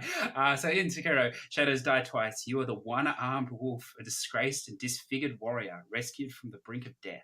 Explore late 1500s Sengoku, Japan, as you come face to face with larger-than-life foes in dark and twisted world. Unleash an arsenal of deadly prosthetic tools. What? And ninja a bit. I know. I'm just picturing, you know, like those prosthetic arms that are like the not skin colored, but like, yeah. I'm just picturing you just like ripping it off your arm and just like whacking people with it. Yeah, I just had this image of Monster Hunter World flashed in front of me, and it's like you're ripping off your leg and just smashing this massive thing over the head. But you know, I mean, that's exciting. That's exciting. I had the same as you, Unknown. Honestly, like I was just imagining prosthetics and someone just getting beat over the head with them. I love the tagline: "Take revenge, restore your honor, kill ingeniously." Wow. Yeah, prosthetic kills are ingenious, apparently. Yeah. It should come with a warning that, you know, unless you're actually a skilled player, you're not going to get past the first 5 minutes. You're not going to be killing anything. They'll be killing you. I have heard a lot of people looking forward to this. Yes, though. yeah. I have another group of people who we usually just boost online games for PS3, you know, especially ones that are shutting down. But one of the guys in there, his name's Calandris, and he's really looking forward to this game. Like, yeah, he loves his Dark Souls, his Bloodborne, his everything. So he's really looking forward to this one. Yeah. So, yeah, shout out to you, mate. I don't know if you've seen any footage, but the game does look amazing. There's no question about it. So it'll just be, I suppose, the difficulty level. And I mean, if you're coming from that Dark Souls, Bloodborne sort of, you know, line of games, you'll be right up your alley.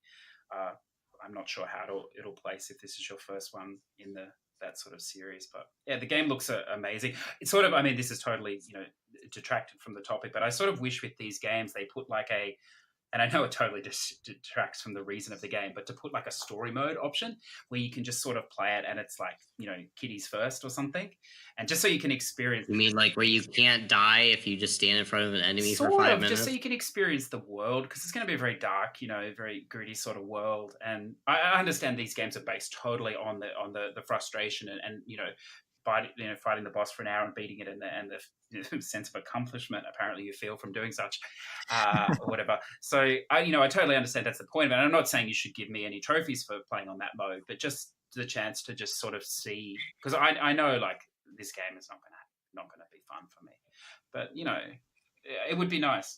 Maybe I should just watch it. The tutorial might be fun. You don't know. Yeah. I'm definitely going to give it a go. So we'll see. I'm undecided whether I'm going to play it on the X or not. For the graphics, I'll figure it out next week. Maybe I'll be wrong. Maybe it'll be a fantastic loop that, you know, I get into as well. But it's highly anticipated. I think that's probably the pick of the week after your Chocobo's Mystery Dungeon, obviously. Maybe Battlestar Galactica. My goodness, I'm sure there's something there for everyone as well. So shall we move on? We're running at a decent time now that we're going to drop the news out. Shall we run on to the topic today? All things stacking. I'm down. Are you ready for that, Unknown? I think he might have stacked himself out of it.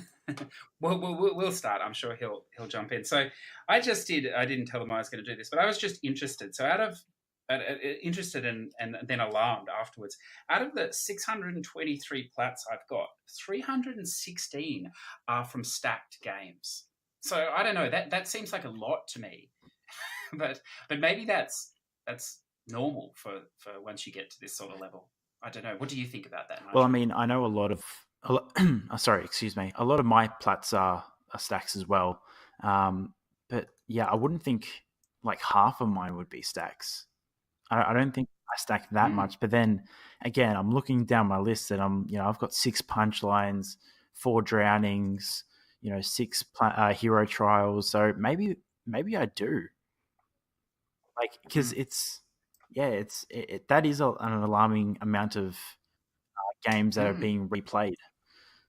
Yeah, I was quite shocked. But I mean, you tend to finish more games than I do as well, and I think I tend to finish the shorter games by and large that tend to be stackable games. So I suppose that sort of explains it to a degree. But it is a large number. I mean, what's even more shocking is probably that you can actually do that many. And I mean, obviously you can do a lot more, but that there is that many around to be done. Yeah, well, I mean, like, I've done nearly every version of Chaos Child that's available, and that's 11 games. There's 11 games that you can stack over I think it's PS3, PS4, and Vita, because the Japan version has a PS3 version available, and that's got a separate list. But yeah, 11 platinums just for that one game, and I've got about 9 or 10. So, like, after you look at it, you really do notice that maybe you do stack, like, or me personally anyway, maybe I do stack a lot more games than I think. Yeah, so I just don't think you realize just how many stacks are out there. We're just talking Unknown that I'd done. You might have just dropped out there for a second. That I'd done. It probably won't surprise you, but out of the 623 platinums I have, 316 come from stackable games. How do you check this? I just counted them up on my list. Oh, so, I thought there was like some filter you looked in. Yes. Yeah. So I mean, I'm not going to do that.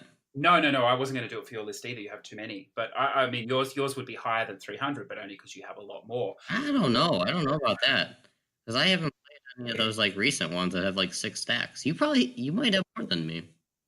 CJ's done 6x of like 10 games that have come out the last year, plus then like 4x of another probably 6 or something. Yeah. Well, I wouldn't mind betting that at least half of those, possibly even 200, have been done in the last year.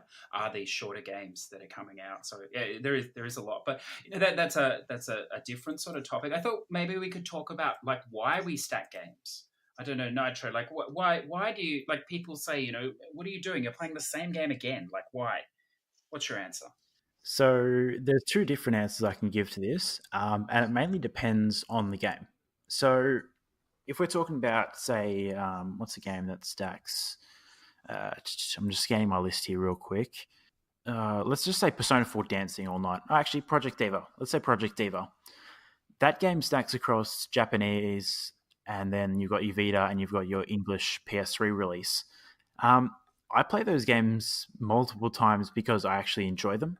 And you don't, I don't know, when you're this high level especially, you don't feel like you're moving forward or really achieving anything if you're just replaying the game and you're not really getting any reward for it. So for me, playing those games, I feel like I'm still moving forward while I'm enjoying myself with games that I actually like.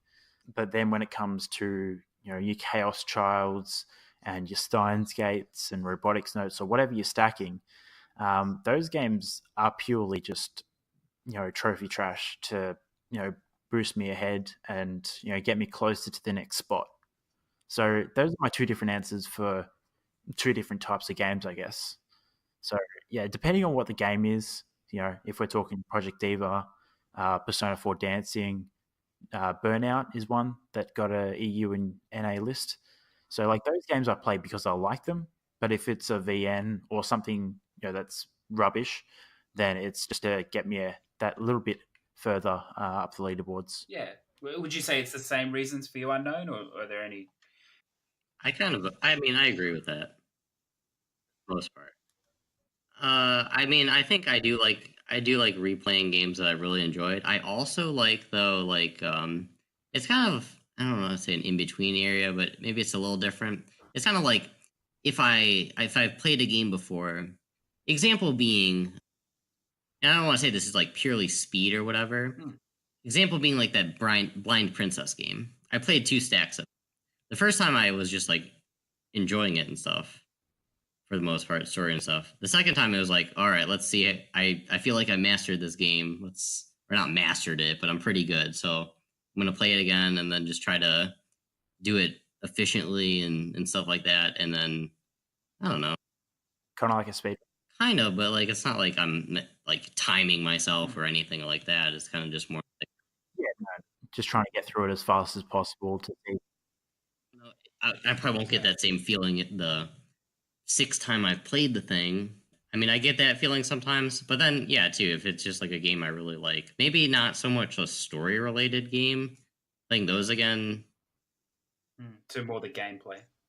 I wonder if there's like, I sort of think, for myself, I wonder if there's something in it like knowing the path that you've already taken. You sort of like, I think it's what you say, it gets easier or whatever, but that sort of comfort in knowing what's about to happen or where to position yourself or, what to have, in your inventory or whatever the game may be, having that knowledge of having played it once or twice before. It's sort of empowering, I think.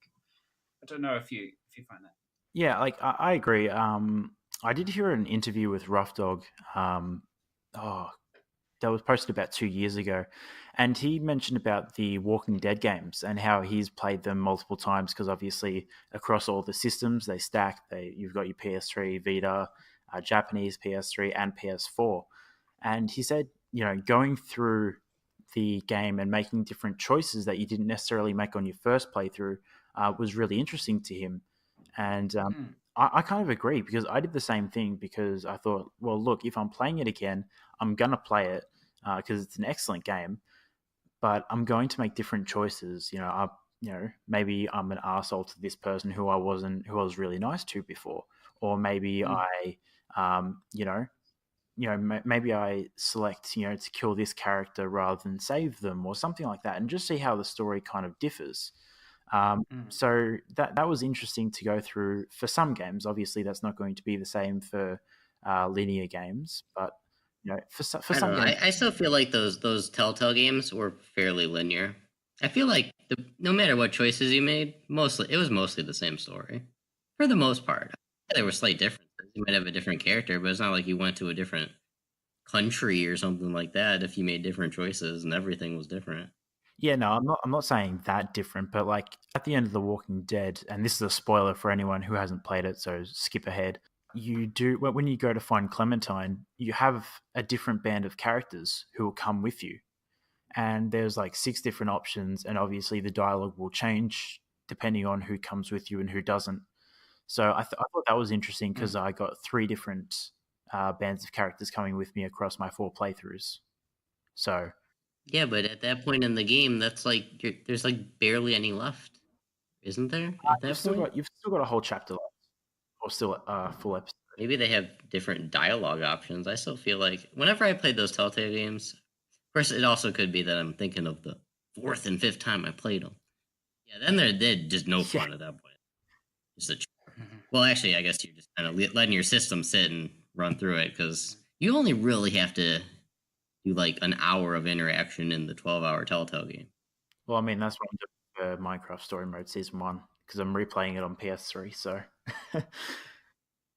So I have a question for you both. I think this is what a lot of people have problems with when you talk about stacking is, and I mean it's a legitimate question and a legitimate view, is that, you know, if you want to play the game again and experience it in a different way, why don't you just play the same game again rather than paying full price or paying whatever and buying another stack? So why? Because you get trophies, CJ. Yes. Well, look, I agree. Also, too, it's kind of like how I was saying before, like when I was playing Blind Princess again, like you're efficient. Like, so you're like more, well, I'm going to focus on, like in my mind, it's fun for me to think, well, I'm going to focus on this trophy while like earlier on, because I know that was later. So I'm going to try to, I see, yeah. I don't know, get certain items at a certain point, because then I don't have to go backwards later on to clean this up or whatever. Or this collectible pain to find, so let me get it out of the way. There's no chapter select or whatever. I mean, I'm of the same opinion. I mean, if there are, you know, 2 regions or whatever of the game, and I do, and you know, I choose that I did want to play it again for the game or the story or whatever reason, I would definitely seek out the next stack rather than just play the same one, for the same reason. So I think that's what it is. What I always find amazing is that the general, you know, I don't want to say hate. I think a lot of it's tied up in jealousy, perhaps, about, you know, life situations or whatever, but of people that do this and people that don't seem to take offense at times. And what amazes me is if you I understand maybe from the trophy perspective or whatever, they don't like it, but I mean from the perspective of enjoying the game, I mean if you're buying multiple regions of the game, you're just giving the developer more money, and that just, you know, helps them in the future. Like if you go and buy all 6 stacks or something, like good luck to you. You know, you're giving them, you know, more money. They can continue to work. So I don't understand at all that the mentality, and it quite often it does seem to generate into that. So I mean that's just my rant, but I've never. I mean, it's fine if that's your mentality, though. I mean, there's a lot of people that play the same game over. I mean, if you own, like, say you own a Switch or something, there's no achievements. And I have no problem with that. I just play the same game find over. They really like the game. Yeah, I have no problem with that. I just find it interesting that, I mean, you'll never hear someone that stacks complaining about other people buying multiple region games. That's ridiculous. But you do see in certain places people that choose not to do it will take a shot at the people that are. And you know, for maybe that reason that you could play the version you already have or whatever. And I think it really has nothing to do with that. Like if you're happy to, I mean, in a way, it's like a mark of, you know, I know not all the games we stack are, but it's a mark of respect to the developer that you're prepared to, you know, give them money again. So, you know, you could see it that way.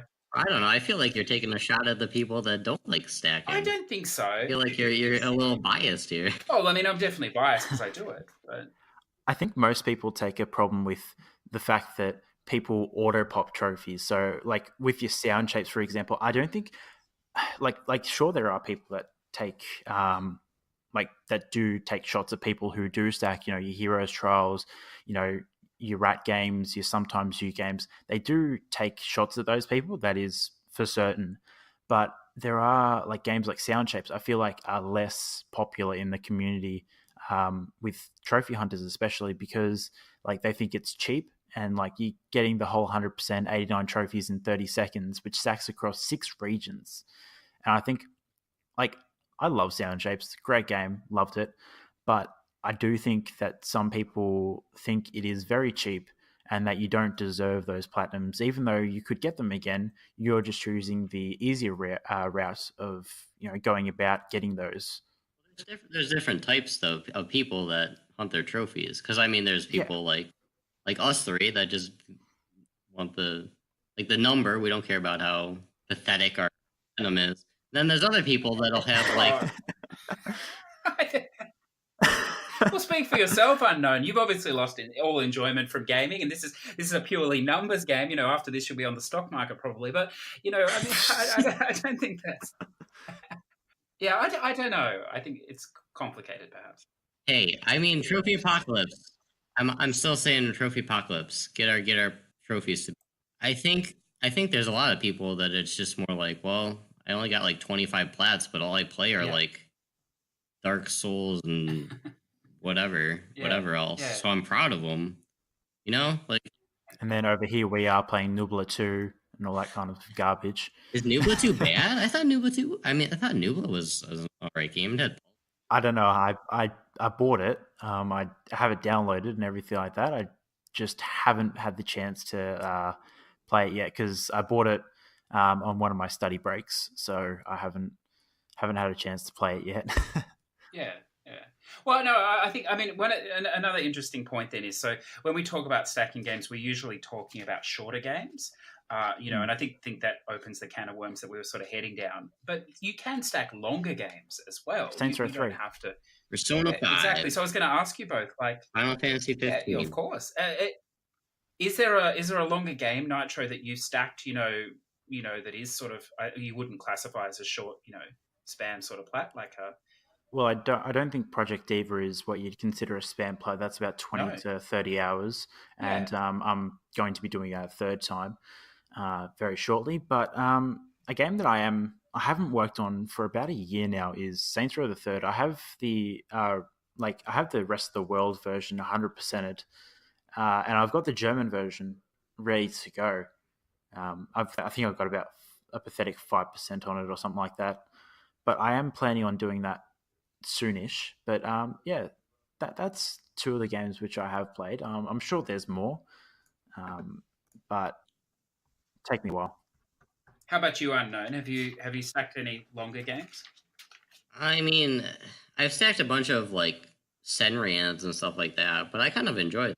So it's not like no, I'm they're not saying that that as a bad thing. Yeah, yeah. I mean, bad. I like playing. you've done the multiple times. Burnout Paradise as well. Oh, Burnout Paradise, that's another Yeah, I one. played that. Yeah, I played. Yeah, you've both done that. Yeah. I did Drawn to Death twice as well. So yeah, there are some sure games. I've played a lot. I've played that Saints Row 4 like 4 times. It was not last time though. Sorry, can I just jump in? I've played Saints Row 4 once or twice, and I found it really difficult. Is it really that difficult, or is it kind of easy? Because I played one of the Saints Row 4. Yeah, I played one of the side missions, and I found it quite difficult. So I was just wondering. Oh, there's some like the ones where you have to like break the objects and stuff. I think so. Yeah. Okay, yeah, because you're like running through things. Yes, that's the one. Yep. Don't run through things. Just like equip like stomp or something, and do it that way. Okay, I might give it a go then. That was the issue I had when I was, because that was exactly a mission that I was having trouble with. Like, there's a couple ones where you can do it like kind of an alternative way. Yep. It's not like really cheating. Like with the telekinesis one where you throw the orbs. Don't throw the orbs. Just like mash, throw, and then really quick bring it back. So you can just like run up to things and just like basically mash it with the orb. Yeah. But you don't lose the orb to go get another one. Like you just go up to a car and just do that. Blow up the car, run to the next thing. Yeah. Stuff like that. Because I played it. There's like yeah, my sister was trying to get the 100% on that, and I was playing it with her, and we're taking turns at trying to do a specific bit. And yeah, I thought, yeah, no, I'm not going to play this. But anyway, maybe I'll give it a shot. Yeah, so I think it's important as we're sort of saying that you're not just stacking short games. You can be stacking longer games as well. And I think if you're doing the longer ones, it's got to be for enjoyment. I mean, you wouldn't play a 20, 30 plus hour game again just for the trophies when you could if that was the only reason. So I think there's many things to it. So maybe now I think what's stops some people from doing it is knowing how to sort of import stuff and that. So I don't know, did you want to talk at all to that, NiTRO, at all? Yeah, okay. So there are two ways you can pretty much play regional stacked games. I recommend going to PSNP first and finding out what are the region stacks, because they've all got little tags on the end, which is really helpful. So shout out to Blind Mango for doing that for us. Makes it really easy to find out what the stacks are for games. But yeah, it usually has either EU, NA, JP, KR, HK, and I think they're the main ones that are put out, and they're the regions of them. So you got Europe, North America, Korean, Japanese, Hong Kong, Asian, which is AS, and pretty much you can make all these different accounts and buy PSN cards online. And then you can obviously buy the game on that store, download it, play it on your own account, and still earn all the trophies for these stacked games. So you can do it like that, or you can import the physical games, because I know a lot of people like the physical copies of games. And if you're not doing the Vita trick, you'll need to import physical Vita games as well. So A lot of those decks are only digital though. yeah, For a lot of the shorter, like a lot of the big name games, like the full price things, are usually a physical copy. yeah, but like for your Chaos Childs and your Shinhei Origami games, like those VNs, they're all physical. Expensive, but physical. Yeah. So can I ask? So if you're importing physical copies, so obviously we're talking Australia here, but Yep. Similar around the world. Is there much issue with customs with any of these games? Does it delay it, or does it? Have you had any experience with that? Or So I usually import from Japan and Korea. They're the two places I import from most. And I haven't had any issues with them. I don't have to pay extra when I pick it up at the post office or anything like that. Yeah, I've had no issues with importing anything really. Yeah, I've had no issues there.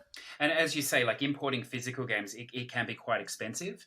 The game and the postage and things. But then these physical games, they tend to hold their value as well, don't they?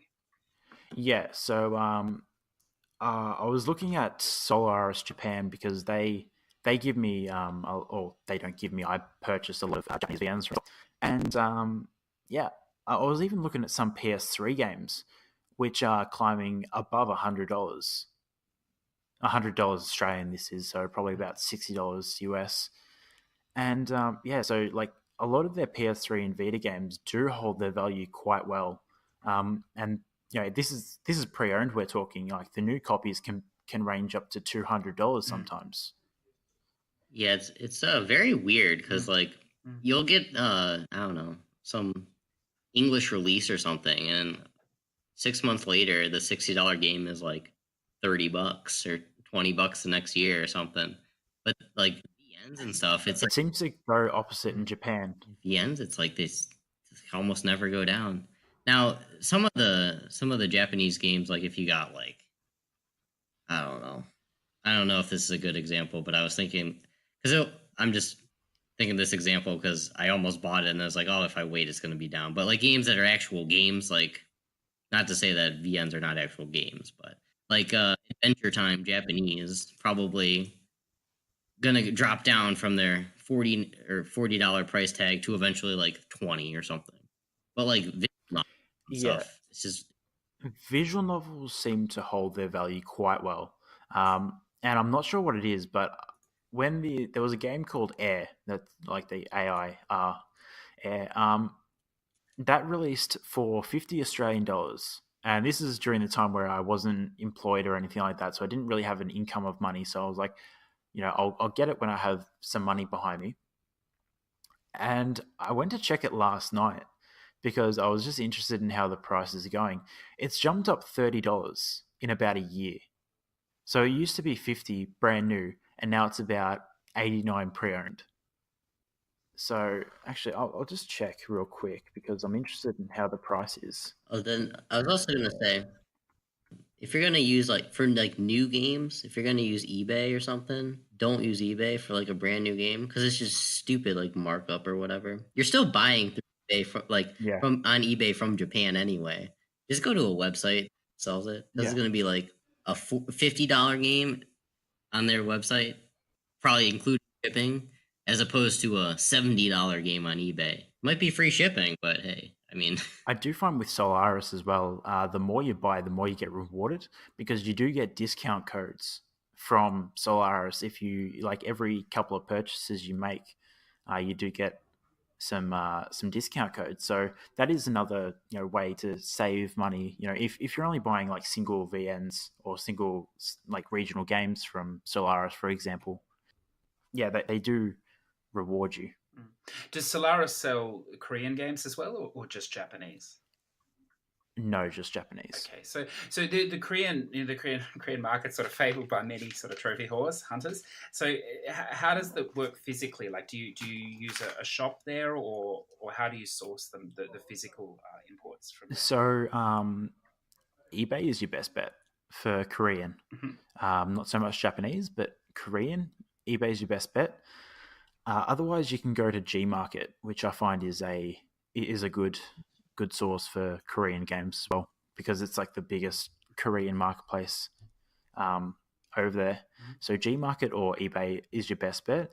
Otherwise, you could create a Korean account, but I know they are also fabled by trophy hunters and whores, Yes. because they are a pain in the ass to set up, because you do need or the Korean equivalent of a social security number to do those. Well, it's the same with Chinese accounts, right?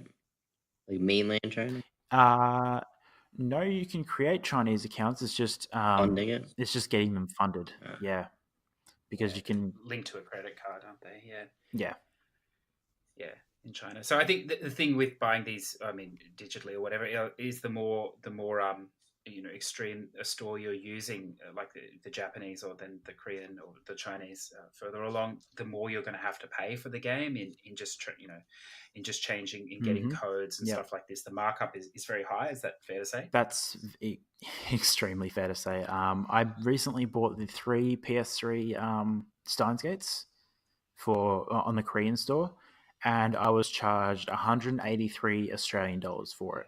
Yeah, so it does. It's not a cheap perspective. I mean, if you're sort of, like obviously we're talking more VNs now, but you can stack a lot of these rack games, something, U games or whatever else, they're a lot cheaper, obviously. I find the Hong Kong store isn't really bad with its markup, because you can find a lot of people who are selling the codes for the Hong Kong store at quite low prices. Like I think the 80 Hong Kong dollars is like 14, 15 Australian, and that will usually cover one of those rat games. So the Hong Kong store isn't bad if you want to buy those games. It's also good for VNs as well, because their VNs are quite cheap, and they've got the same trophy list as the Japanese version of the VN. So that's also another way you can get slightly cheaper VNs. Yeah, I think if this is something you're looking into, I would almost recommend using especially if English is your primary language, is using the Hong Kong store. The store is in English to start with, so you don't need to negotiate Japanese. And then also, I don't know if you've noticed, but in the last 6 months, not only are they stocking Japanese games, but some of the Korean VNs are coming across, and some of the Chinese games. So predominantly it's Japanese. They also seem to stock a lot of these Asian stacks that are also physical release. Not all of them, but some of these games that are being pushed out there as physical only. You have to check that, of course. Yeah, I got the Chroma recut version, which is, and the Asian version was originally, it was a Play Asia exclusive, and because the English release of the game was only 100% list, but that Asian release now, which is digital as well as physical, if you can find a copy, does have a platinum. So yeah. And I know we're getting bogged down in this, but I mean, it is interesting if you're following this path. The other advantage of the Hong Kong store is it'll actually, in English, specify what language the game is in. So, if there are 2 versions of the game, usually a single list game, it will sort of specify if one is in English, which is always the alternative. The other good store I would recommend is the Singapore store. It's not the best for buying the cards. The markup there is quite high, but they often stock English versions of Asian games if the Hong Kong store doesn't. So it's worth, I mean, if you're going to drop that sort of money and you can play it in English if you don't speak Japanese or Korean or have some understanding, it's probably not a bad way to go along the thing. But I mean, I don't know. I sometimes think that finding and acquiring these games is actually more fun than even playing them. The prices, I can assure you, you like spending money. Well, no, it's not. No, like tracking them down, and because when a lot of these games come out, like you mentioned, PSN profiles, that they list the region of the game. But when a lot of these games come out, sometimes the list comes up, the region's not there. It takes a little while for someone to play it and say, yes, this is what region it's from. So there's that element to it as well that you sort of have to look. I don't know. Maybe I'm getting so far away from wanting to actually trophy hunt now that I find more enjoyment in sourcing the games. I don't know, but it's something to consider. I can usually source them. Sourcing them usually isn't a problem. It's the price that I'm willing to pay for them, because being a uni student, it's hard to, like, obviously I spend a lot of money on games, but I have a decently paying job. that I do on the weekends and stuff like that. But it's usually the price that's the deciding factor. It's not necessarily sourcing them; it's the price. Like I recently bought the Korean versions of Root Letter, and that cost me $150 to just buy it. Then you got to add shipping onto that. So Well, I think that starts to move over though from just sheer playing for trophies to also collecting. I mean, you want to collect that game, don't you? yeah, So therefore, you're happy to pay that sort of I money. wasn't happy. I can assure you.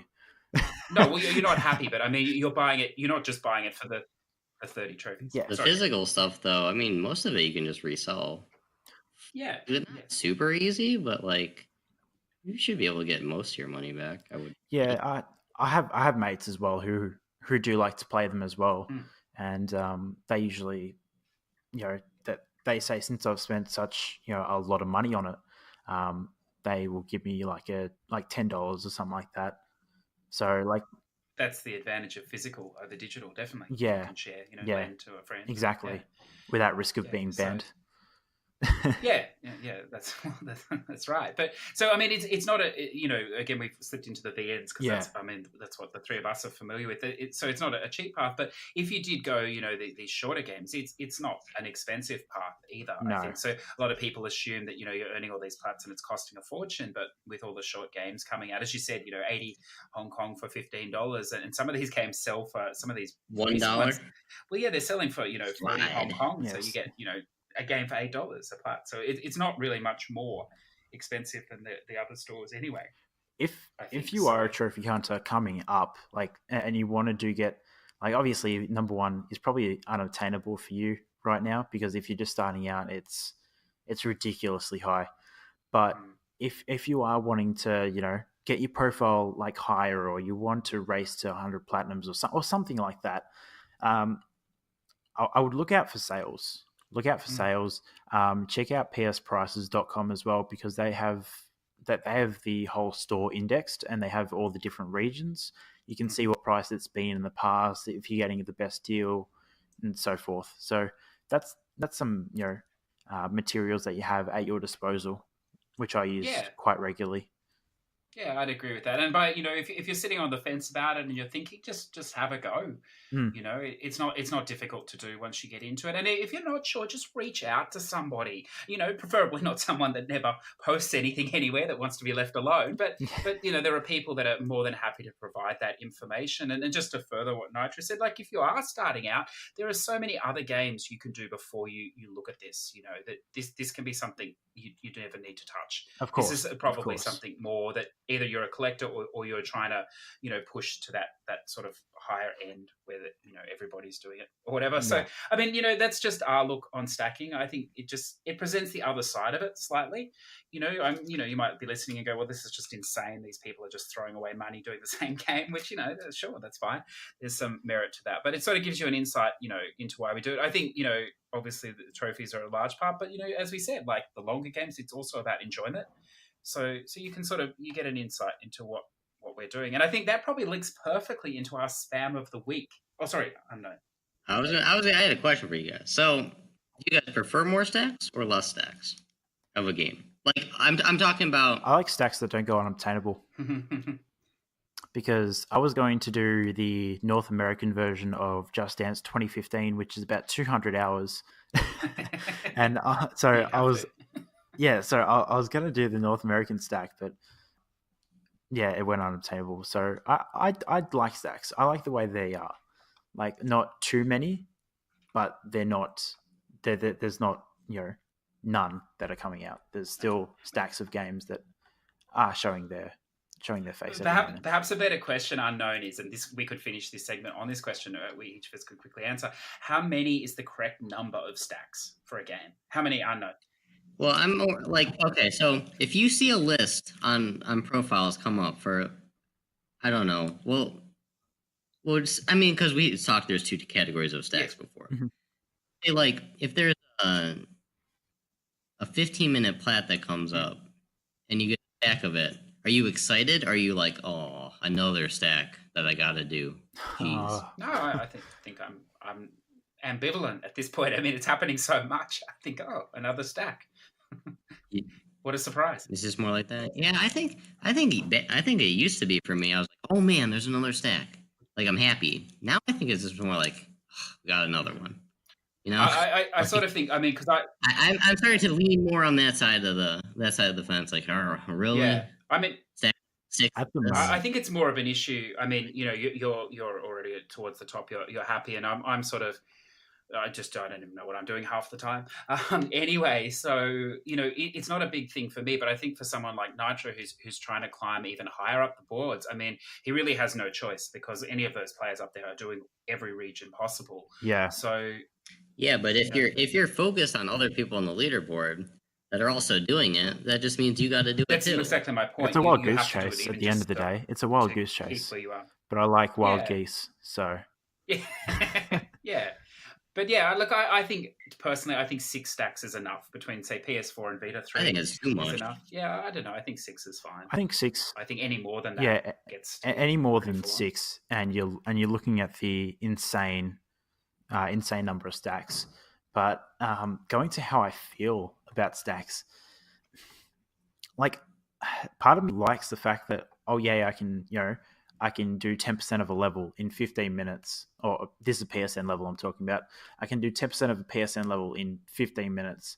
But then the other part of me just goes, I just want to play Call of Duty and Apex. So Yeah, like well, I wonder they sort of provide the balance though. So Yeah. you may feel, I don't know, like, I mean, this is a totally different topic which I don't want to get into, but I know some players feel they almost need to meet a quota per day or per week to feel accomplished. So they by playing these games 15 minutes they get their plat, and then the rest of the week or whatever they can play something else. I don't know if that factors into your thinking. I am going for a plat a day this year. I decided to do that because I'm crazy, but I did decide to do that. So it does help that those games are there at my disposal for $7, $8, whatever they are. But Yeah, I don't know. I mean, it's such different lives we lead. Like, there's a few things I try and do once a day, but getting a plat is sort of, I've let that go, I think. Yeah. But moving on. So shall we move unknown to the spam of the week? I know this is your favorite spam part. of the week. I don't know about my You favorite did very part. well because I know that topic. You grate your teeth on it. So anyway, you'll get your chance in a few weeks, I'm sure. So spam of the week. What are we looking at this week? Alia's Carnival is like a 30-minute VN. That's got a PS4 stack. We're getting a lot of these PS4 stacks of games that were Vita VNs like 5 years ago. Yeah, I recently did that Ali's Carnival on Vita actually, so very familiar with that game. Nice and short. Yeah, nice and short. You can do it in like 10 minutes, 15 minutes. Perfect. Yeah. So Oh, it's even shorter than I remembered. your type of game, CJ. Perfect. How are we thinking about this Windstorm, Ari's arrival? Are you excited? I'm sure you've done the first Windstorm. Did you do this one? That was that. Oh yeah, that was that that horse game. game. I don't know. That game, I was like lost in collectibles though. That happened to you guys? Like I had like 3 collectibles left and I was like, what the heck? What did I miss on this map? And I was like going around just randomly because I couldn't find it on the... I don't know if the map I was using was wrong. I was using some collectible guide for it. Or like a map with dots on it, I guess. I never actually played it. Like there were a lot of dots, so maybe I marked off a dot like wrong or something. But I just remember spending like an hour and I was like, oh geez, I'm gonna have to like start over or something. I was like going through all the dots like 3 times and I don't know what I missed. It was like ridiculous. It's a good tip to anyone who's studying game design with, hoping to one day make games. If you're going to put 300 plus collectibles in your game, put some form of tracking in, because nobody enjoys wandering around randomly, with a photocopied map in their hand trying to figure out what's going on. That's not anyone. Infamous learned. Infamous learned though. That first Infamous was exactly like that. 2 and the other ones, collectibles map. Looking down the list for this one though, it doesn't seem to specify collectibles stuff, so this might be a little bit more friendly. The last one was a German release, wasn't it? It was originally German, yes. Yeah, because I never actually played this, so I've only heard horror stories of people looking for one collectible and not finding it for 3 hours. Yeah. So then we've got this awesome P. Have you played this yet? No. More stack. I have not played it yet, but we got more stacks of it. But this is your sort of game, a 2D platformer. It looks a lot like Jack and it Jill, is. except this one's got a green tinge over it rather than black and white.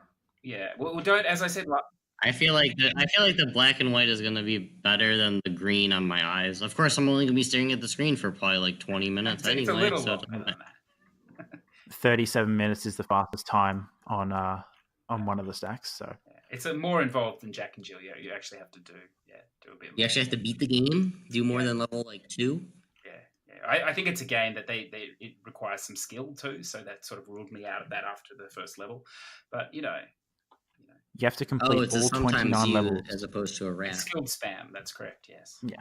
They should come with a warning. Those sort of games, I think. But anyway, don't buy me. I require some talent. But I don't know. It's all tied up in that feeling of accomplishment, I'm sure. Then It's a sometimes you game though, so I'm not too worried. No, that's true. Or we have a new one of their games. The list is not there. This Blood. We talked about it last week. The Blood Wave. So I don't know what that's going to be. There's already a trophy guide out for that game. Yes, but the trophies don't seem to be up. So I don't know. That could be easy. Potentially, probably easy. What's the trophy guide say about it? Difficulty wise. It's a video guide which I haven't watched. I think it's by Bad Driver. How long is it? That's what I'm just finding out now. Question is, do we actually need this video guide, or can we just play the game and get all the trophies and look up one thing? Probably. I'm thinking that is all we have to do. Okay, so according to Bad Driver's video, it's a 4 out of 10, and it takes between 4 and 7 hours. That's not bad. I'm okay with that. Yeah. $10 price tag, and it stacks twice between North America and Europe. There you go. You can take your newfound interest and knowledge on the overseas stores and hunt that one down if it interests you. There's still that Will a Wonderful World. I still have hopes for that game. That's a visual novel. Yes, yeah. It's sort of a bit more involved than a normal visual novel, I think.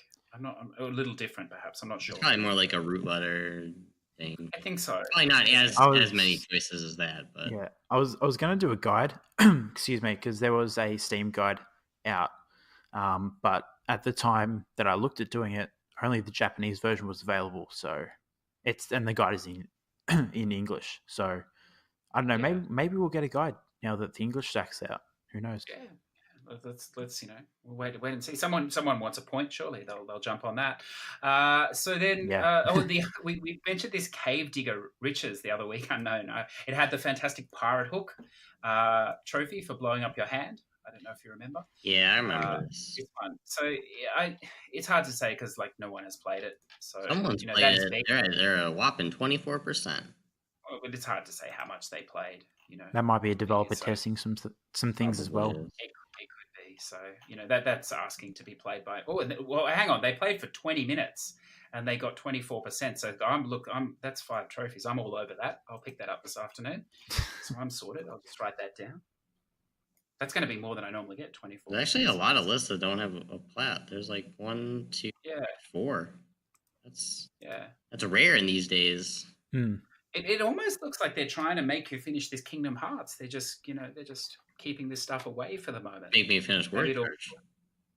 Yeah, maybe they'll flood us in the next couple of weeks or something. But I hope not. I mean, there's enough longer stuff coming out as well. Do you guys find that with all the new stacks that are coming out, that the average trophy number has gone down? Because it used to be 51 on AAA games and maybe 20 or 30 on PSN titles. But I find that since all these stacks have started coming out, even AAA titles have started to have less trophies. Have you guys noticed that? Yeah, I don't know if it's the number of stacks that came out. Well, I think it's around that time period. Yeah, I think for the bigger games, I don't think it had much correlation. But these small ones are well, if we're gonna have you earn all the trophies in 15 minutes or whatever, it's not like we can put 50 trophies in this list. We can't think of 50 things for you to do in that amount of time, other than one enemy, kill 5 enemies, kill 15 enemies, stuff like that. It's more I don't know.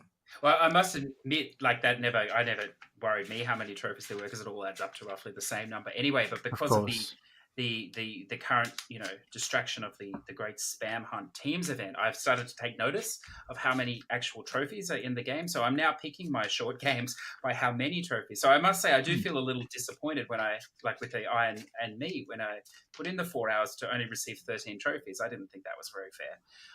Well, I mean, like even Conan Outcasts or Conan Exiles is meant to be like a AAA game, or at least a AA game. I'm not sure how big the development studio is for it, but that only had 26 trophies, including the platinum. So like that's not that many. It, like I thought at least 40 would have been, a number that they could have reached.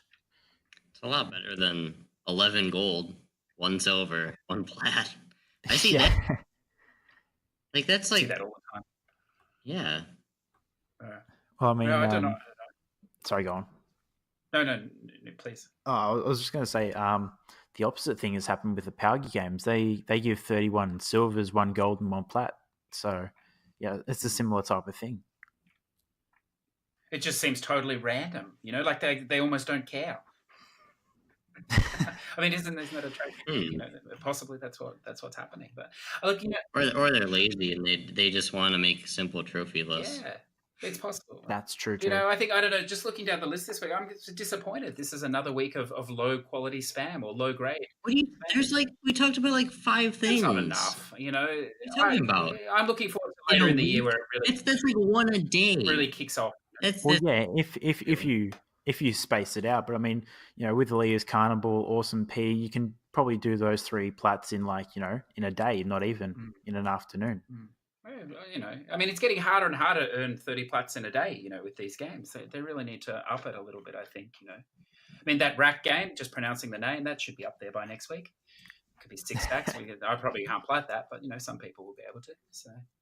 But yeah, I don't know. There seems to be plenty there. If you're looking for something to play. So I mean, we've run. I know. Look at this. We've run fantastically long again. This is it's impossible. Isn't it? We do. I got to work tomorrow. I know. Already 1 a.m. Oh my goodness! I apologize. So we probably should wrap it up. But I'd like to thank NiTRO for coming on as our first guest. Hopefully, it wasn't too painful for you, and you enjoyed it. No, it was a lot of fun. Thanks for having me, guys. Not a problem. And would you like to sort of, cross-promo yourself? Where can we find you? What are you doing? What's happening? Yeah, I'm really just on Twitter. I just post my trophy updates there. That's where I really am most of the time. I post some guides here and there. So, across PSMP and a lot of other, PST, a lot of those other websites I post trophy guides on. And yeah, pretty much Twitter's the only place I am at the moment, but that might change. Who knows? Yeah, perfect. Well, we'll look out for you. And Unknown, where can we find you? Same places as always, Twitter and Twitch, Mr. Unknown65 for both. Perfect. So, and if you're looking for me, as usual, the easiest way is to do it via email at push2plat@gmail.com or via one of our podcast streaming services. We're now available on Apple Podcast. Apparently, it's not called iTunes anymore. So Apple Podcast, YouTube, Spotify, and SoundCloud. I'd like to thank you again for sticking with us for so long. Once again, thank you to NiTRO for joining us today, and of course to my co-host, Mr. Unknown, for tolerating me, and for again listening to another week about spamming short games.